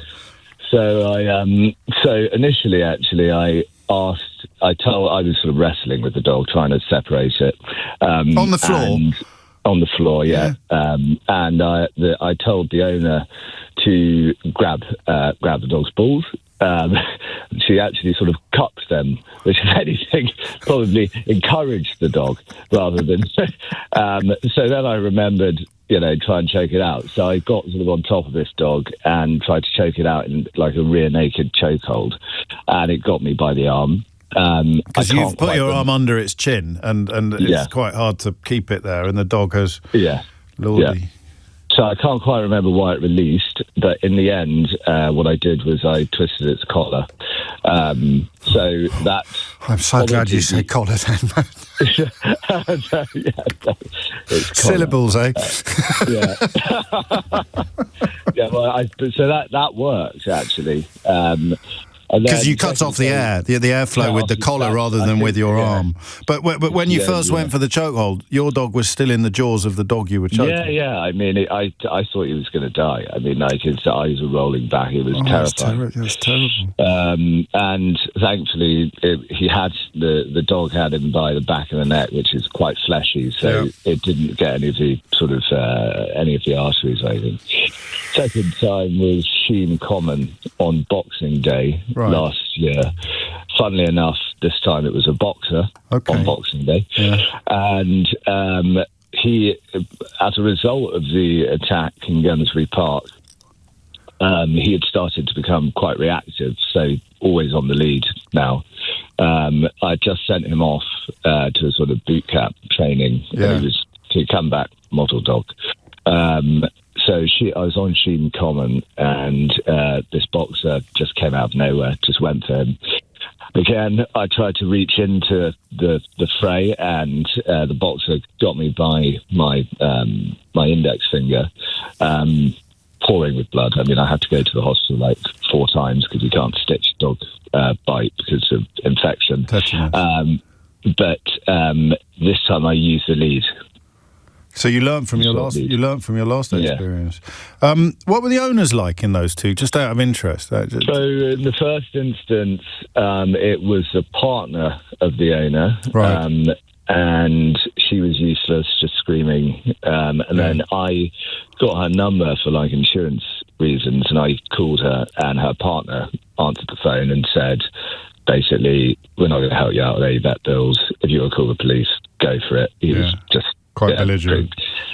Incredibly belligerent, and I mean, I do agree. I think it's the owner, not the dog. But I would say that he was a bit of a stereotype when it comes to XL bullies. Okay. And then the Sheen Common owners were again a bit of a Sheen stereotype, but also very uncooperative, very defensive. Tried to blame it on my dog, whilst my hand is literally pouring with blood, standing in a puddle of blood. It is an extraordinary thing, isn't it? I bet the instances where someone has gone, gosh, that's never happened before, but you've got us banged to rights. I bet that never happened. But it's sort of it's because we wouldn't. What would you do if it was the other way around? Is that you wouldn't immediately reach to blame your own dog? You would reach we all do to blame someone else. But did you say a rear naked chokehold? Yeah. What's that then? What's naked got to do with it? Unless we're really veering into unexpected territory. It's like jiu-jitsu. Is it? Like when you sort of put the throat in between like on the inside of your elbow, and then you push the head forward. So we don't know why it's got the word naked in it then? No idea. No, fair enough. I thought you've got a very sort of, you sound very authoritative. Now, next time you see me in Gunnersbury Park, do say hello, but no rear naked chokehold, Cameron, okay? I can assure you. 27 minutes after 12. I just worry, and again, then you start getting, because Cameron sounds like he could probably look after himself. For example, he knows the lingo. If I knew the phrase rear naked chokehold, it would be because I'd read it in a Jack Reacher book, not because I'd ever done any jiu-jitsu training. So then you've got what if you're a little old lady? But then again, you're unlikely to ring me up to tell me about the time you had a fight with a big dog. Paul's in Lancaster. Paul, what happened? It was a couple of years ago. I was in the park in Liverpool, and I was walking my West Highland White Terriers. Yeah. And I let them off, and they were running around, having a great time, when 3 Dobermans came running over. Oh, Lord. And I just looked, and one of the Dobermans, one of my little Westies, was a bit of a protector, so started to bark. And that's when one of the Dobermans went for him. Yeah. At which point, I jumped in. What do you mean you jumped in? I mean, a Doberman is like a small horse. I was standing next to the little dog, and when it went for mine, it started biting it. Yeah. I kicked it. Yeah. I don't and think you're supposed to do that, are you? No, you're not. I know why, because I got a laceration to my ankle. But then the owner at which point came running over. He got one of his dogs under control, at which point I picked up my dog to try and protect it. Yeah. And again, that was a bit stupid because the Doberman... Yeah, the Doberman tried to jump up. on me. Well, it jumped up and I raised my leg, and that's when I kicked it in its nose. I didn't want to really hurt the dog. No. Because nobody wants to hurt a dog today. But No. and I felt guilty for it, but I got a laceration to my ankle, to my wrist, and my dog was close to a punctured lung. Good God. Yeah, but the owner was, after it all stopped, after 10 minutes of me screaming, Yeah. he was really apologetic, and he gave me his number, he paid for all the vet's bills. Oh, good. Bought me a pint. And were all three of them his? All three of the dogs were... Yeah. I wonder, kind of... Seems unlikely that nothing similar would ever have happened before, doesn't it? It was incredible. When you've got 2 Westies and 3 Dobermans all playing around in the field, and then one sort of... I don't know whether the Doberman came over to play, and my dog started barking out of protection. Set it off. And it set it off. But, we all had a great time. That's kind of scary. And you should never pick up the small dog, apparently. No. You've discovered that since, and you know why, but that's not... Try to pull the dog away. That also doesn't work. I'll run through the do's and don'ts, actually, because I think it's important. But you acted instinctively. Yeah, you do. You don't think. And it's the same when I walked through a field and I got chased by a cow. I picked up my dog and I wish I hadn't. Why? Why happened then? The cow basically went for me and the dog, and I was carrying a dog, which slowed me down. Yeah. And they say, just leave the dog, but you can't. But the dog will be fine. The dog can run away from a cow. Oh, she's really old. She couldn't run. And I thought, oh, no. So that was a near miss. You're a magnet for this kind of terror, this kind of trouble. Is the dog still with us? Fortunately, yeah.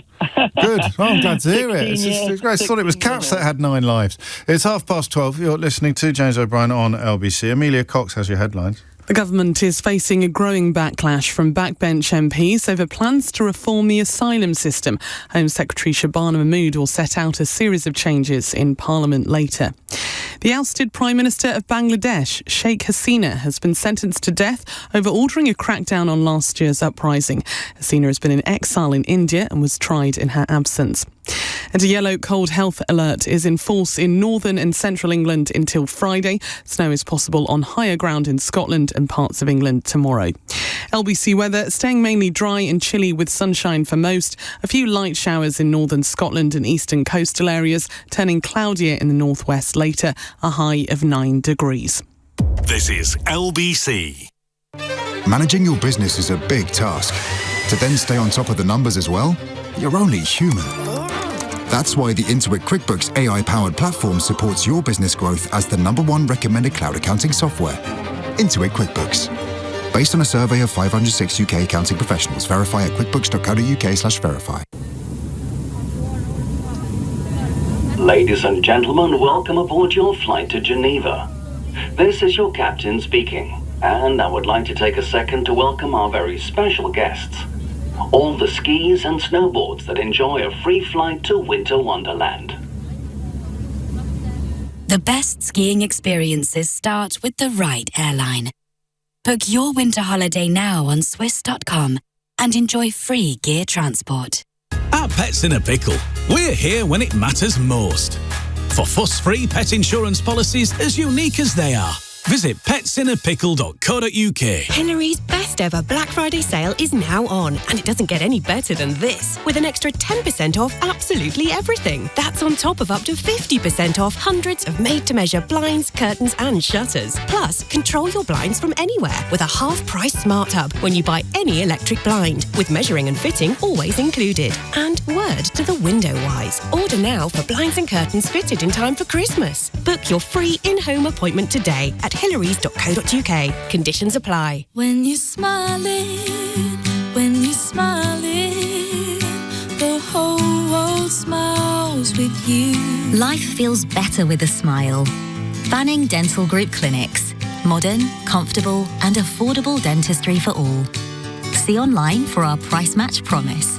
Keep on smiling. Keep on smiling, and the whole world smiles with you. banningdental.co.uk. James O'Brien on LBC. Call 0345 6060 973. It's 12:33. Do you know, sometimes if I'm in the right mood, the strangest things happen on the programme. I'm now tempted to have a conversation about how frightening cows can be. After the last caller essentially shared the time he nearly got attacked by a cow. I don't know what he thinks he's playing at. This is a phone-in about humans fighting with dogs, prompted by a very, very hair-raising experience that Tom Parker Bowles, the son of the Queen, had last week when his little Jack Russell, and it's not so much the dog attacking the dog, it's the human trying to rescue the little dog. Let me give you the sort of the closest to official guidance that we've been able to find, because some of the things that I suggested you would do naturally, you are not supposed to do. The problem with that is, you know, the story I shared with you involved Tom Parker Bowles prizing the jaws of this massive dog off his little dog, and you're not even supposed to do that either. So what are you supposed to do? Just watch? So things you should do, or try to do: try to distract the dog. A loud whistle or throwing a coat or water over them may be enough to get them apart. But then it says, however, be aware that these distraction techniques may increase arousal levels for some dogs. It is not a guaranteed approach. So what's the point of that advice? Try and throw a coat over it or some water or a loud whistle. Oh, but be careful because that might make it worse. All right, thanks. Next. I'm beginning to sympathise with Michael Gove's attitude to experts at this stage. Get as far apart as possible once the dog has been released. Well, that's no use to me. The dog has not yet been released. But use a physical barrier such as a bag or umbrella to block the dog. Try to immobilise the dog against a solid object such as a wall if the dog is on a lead. What does that mean? You tie the lead to the... No. What? I don't even understand. Where did you find this advice? Is it the RSPCA? And the last one, walk away slowly, avoiding eye contact but not turning your back and not making any sudden movements if the dog stops attacking. But none of this. OK, let's go down to what to do if your dog is attacked by another dog. Try not to panic. Oh, this is Dad's army territory now, isn't it? This is ridiculous. Of course you're going to panic. Anyway, try not to panic. If you panic, you make your dog and the biting dog worse. Try to stay calm and focused. And then it says, this is the bit I can't quite... Don't try to separate them yourself. It might be hard, but if you try to pull your dog out of harm's way, you could end up with some nasty injuries too. You could also injure your dog further if the other dog hasn't let go. Instead, you should try to distract the other dog from a distance. Hopefully the other dog's owner will also be doing this. But see if you can distract it with a loud noise like a clap. Don't shout at or make eye contact with the dog, as this can make them feel more threatened and make things worse. So at the moment, you're standing in the distance clapping. Honestly, Jack Reacher would be livid. Call your dog away. Yeah, the dog is caught in the jaws of a Doberman. I'm not going to be able to just call it over and then report the incident. Yeah, so I think the short answer is nobody really... There's not a great deal you can do, which doesn't, of course, green light you or leave me encouraging you to do any of the things you shouldn't do. But on the list of do-nots, you shouldn't shout or hit the dog, you shouldn't try to pull the dog away, and you shouldn't try to move the dog with your hands. So I'm not being glib, but all I've taken from this is that you should stand over there clapping, which the dog might misinterpret as approval. Ellie's in Wandsworth. Ellie, what made you pick up the phone? Hi, Hello. So I just wanted to say, so everything you've just said, in the advice, yeah, in all of that. Well, you can't say that. I mean, you can because you just did, but I mean, it's not super helpful, is it? No, because I mean, one, you're just wasting time trying to distract them. They've literally got tunnel vision at that point, and if they're going to attack, they're going to attack. The best thing you can do is choke the dog out. Definitely. It's not even on this list. I'm just going to double check. Do we know where this came from, this advice? The People's Dispensary for Sick Animals, PDSA. So it's pretty official. There's no mention of choking. Yeah, Have you done this, Ellie? Because I was fairly clear about the qualifications for contributing to this hour of the programme. Yes, Have you done a naked twice, chokehold? unfortunately. If that's what a rear naked chokehold on twice. Yes. Gosh. Yeah. Tell me more. None involving my own dogs, I have to say. But yeah, twice, unfortunately. So you were both walking someone times- else's dogs? Well, one of them I was on a walk with my own dog, and just intervened with an attack. I couldn't stand by and watch. No. I mean, the owners were literally just screaming and had no idea what to do. And the other time, I was literally just having coffee outside on a high street, and then it just happened right in front of me. So, but again, they had no idea what to do. So You should have a costume. You're like a superhero. Tell me what you actually did. I mean, you get your elbow around the dog's neck. No. So essentially, you don't want to go anywhere near the dog's mouth, Right. because if they do No, of course you don't. release, they are just going to turn around and redirect. Even if you are the owner and they're not, aggressive to people, they are going to go for you. So the first time it happened, it was it was an Akita, so they're a big dog anyway, but quite a big Akita. Yeah. Went for a little Pomeranian. Oh dear. And the Akita's first instinct was just to pull back on the lead. And all you're doing if you pull back, you're just creating resistance in the exact perfect place. They're just going to pull forward. So, I mean, there's no use. The Pomeranian owner just tried to open the dog's mouth, which, again, don't go near their mouth. No, you wouldn't. So would you? I just unclipped they were on, both had collars on, with like the clip leads. So I just unclipped the lead. You For the just big loop one? it. No, the small one. So Okay. I unclipped it. Yeah. And then you literally just put the lead round the Akita's neck and loop the lead back through the handle. So you essentially create a slip lead. Yes. And just literally pulled it, but don't pull backwards, pull upwards, quite Why? sharply upwards. Because if you pull back, they're just going to pull forward. If you pull up, they've got nowhere to... They can't really pull down. Yeah, so if you pull God, upwards... you're clever. Did you know all this? Essentially Did you know all this before? Yeah. Well, because you've trained. You've had some Yeah. training yourself. Yeah. You're being so very just coy. literally- I don't know why you're being so coy. It's one of the... Yeah, I think it's quite a basic thing to... You say that. You're the only one here who knows Well, about it. I'm still yeah. standing over there clapping, Ellie. That's no use to anybody, is it? But it is quite frightening to Of course it to is. see, and I think both owners were completely panicked. But I literally just pulled up on the lead, short and sharp, and it just slumped to the floor. And then obviously released the Pomeranian, who then went. But And what did the owner do of the aggressor rather than the victim? was just completely flustered. The dog had never done it before, didn't know what to do. But I actually did stay in contact with the Akita's owner because he was just so flustered, didn't know what to do. And so I, had said, I mean, to be fair, the Akita was on a lead because it doesn't have great recall. Yeah. The other one wasn't on a lead at that point, in okay. which generally if you see a dog on a lead, it's going to be on a lead for a reason. You should give them space, really. Whether it's muzzled or not, you should give them space. Yeah. But anyway, so the Akita, it turned out, had been completely friendly for about 8-9 years.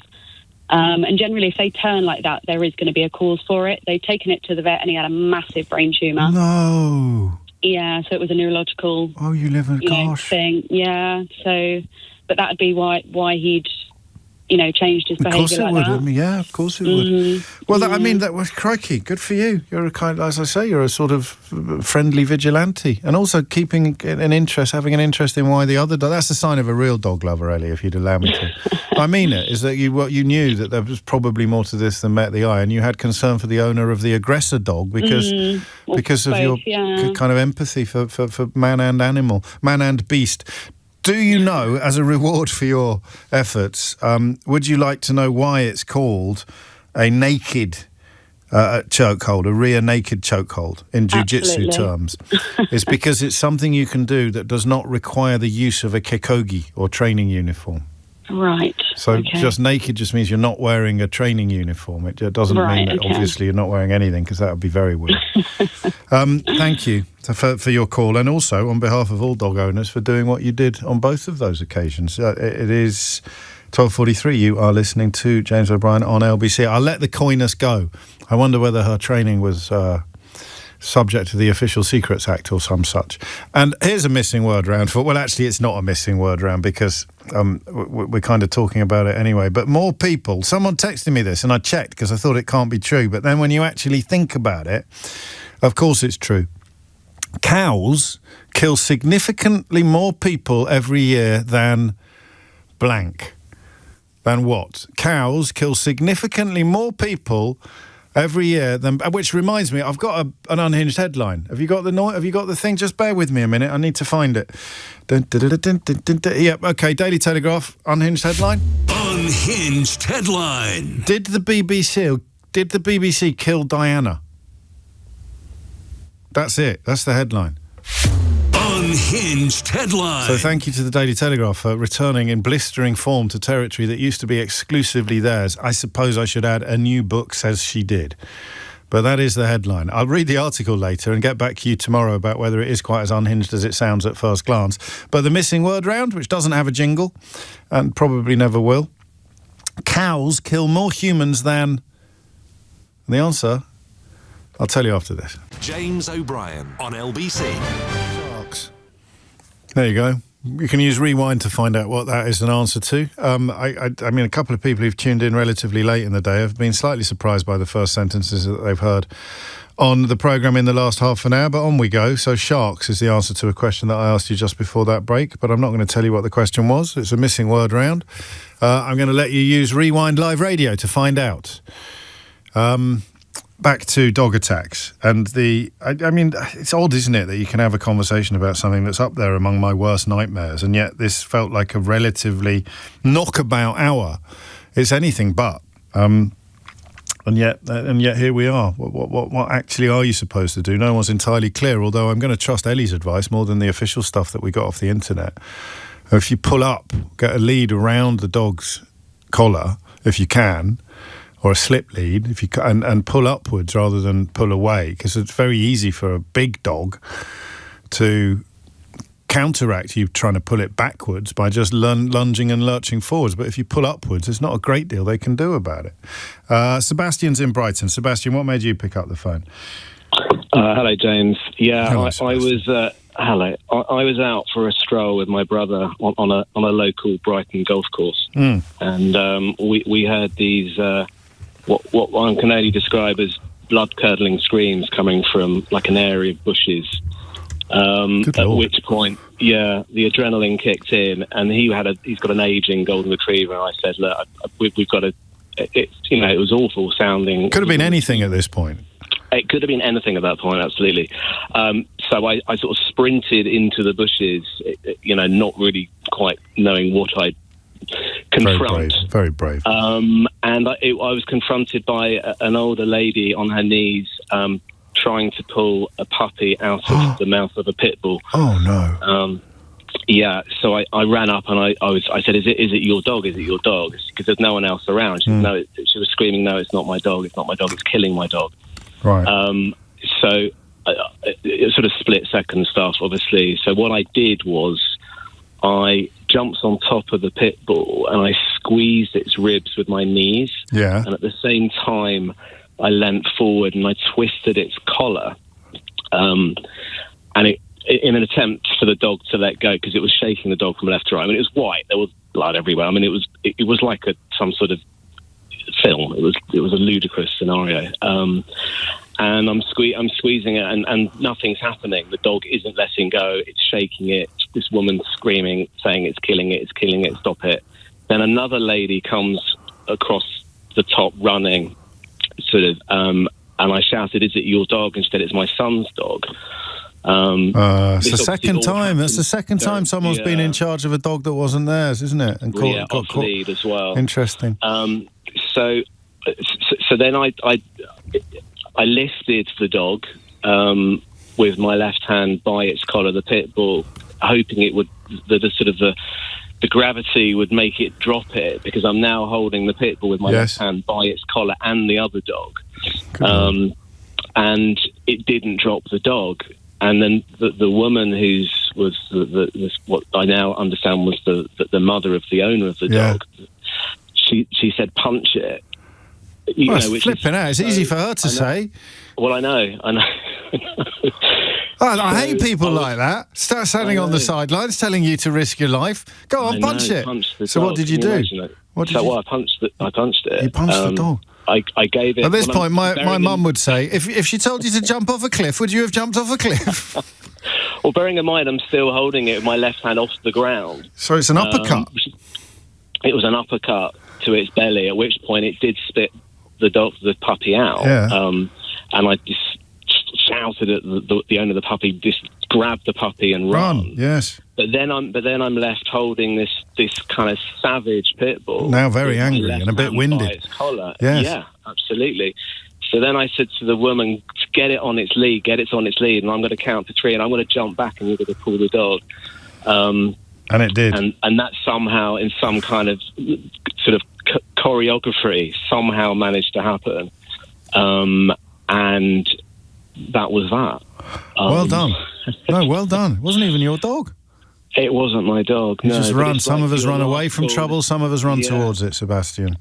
It was just one of those things. And then the woman took my number, the woman who was the owner, and she said, I didn't...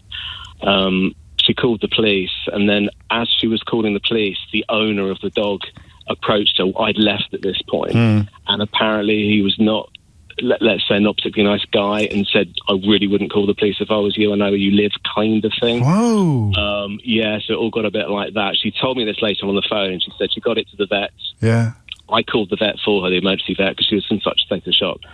And the vet, she said the vet had said the dog was seconds from, literally, it had so many lacerations on its neck. Oh, God. But the dog survived. Well, that's the happy ending, but it's the second. So we've had a couple of recurring themes, haven't we? On both occasions when the owner wasn't present, because it makes you wonder about sort of what the situation at home would be. On both occasions, the owner wasn't present and immediately present, and someone else was in charge of the dog, and both of those owners turned out to be particularly unpleasant people. In one case, in both cases, almost threatening, actually.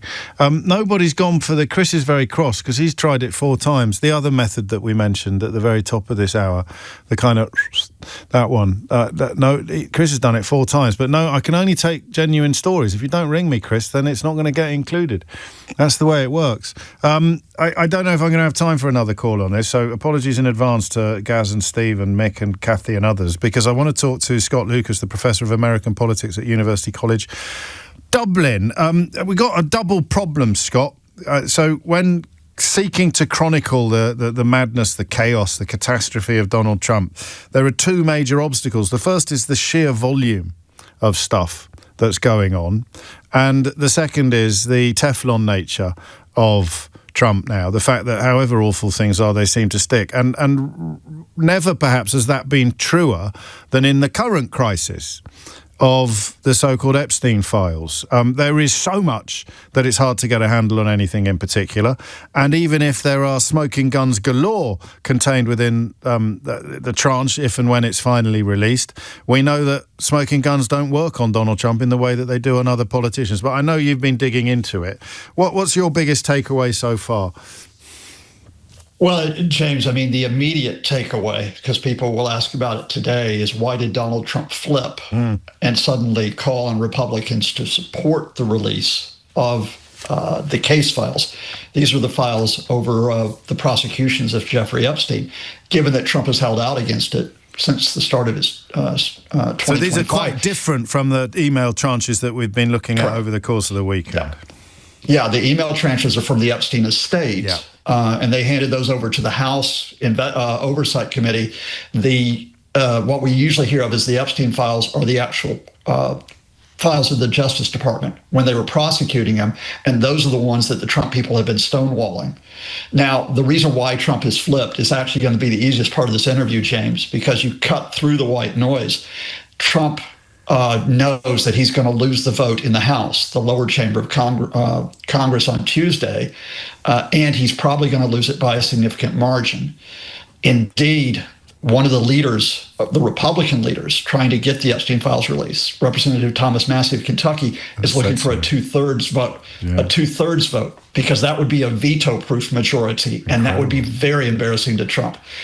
So Trump, knowing that the House will probably pass this, it'll go to the Senate where it could be considered. It's like, okay, now I'm going to look like the guy who favors the release of these It's case incredibly files. transparent, if nothing else, isn't he? Reliably transparent. I'm going to lose, so I'm going to pretend it's what I wanted. And damn anybody who says otherwise. Thank you for that. We're short of time, so I'm going to nudge you towards what we have discovered over the course of the weekend. And for me, at least, Steve Bannon's name is particularly interesting, isn't it?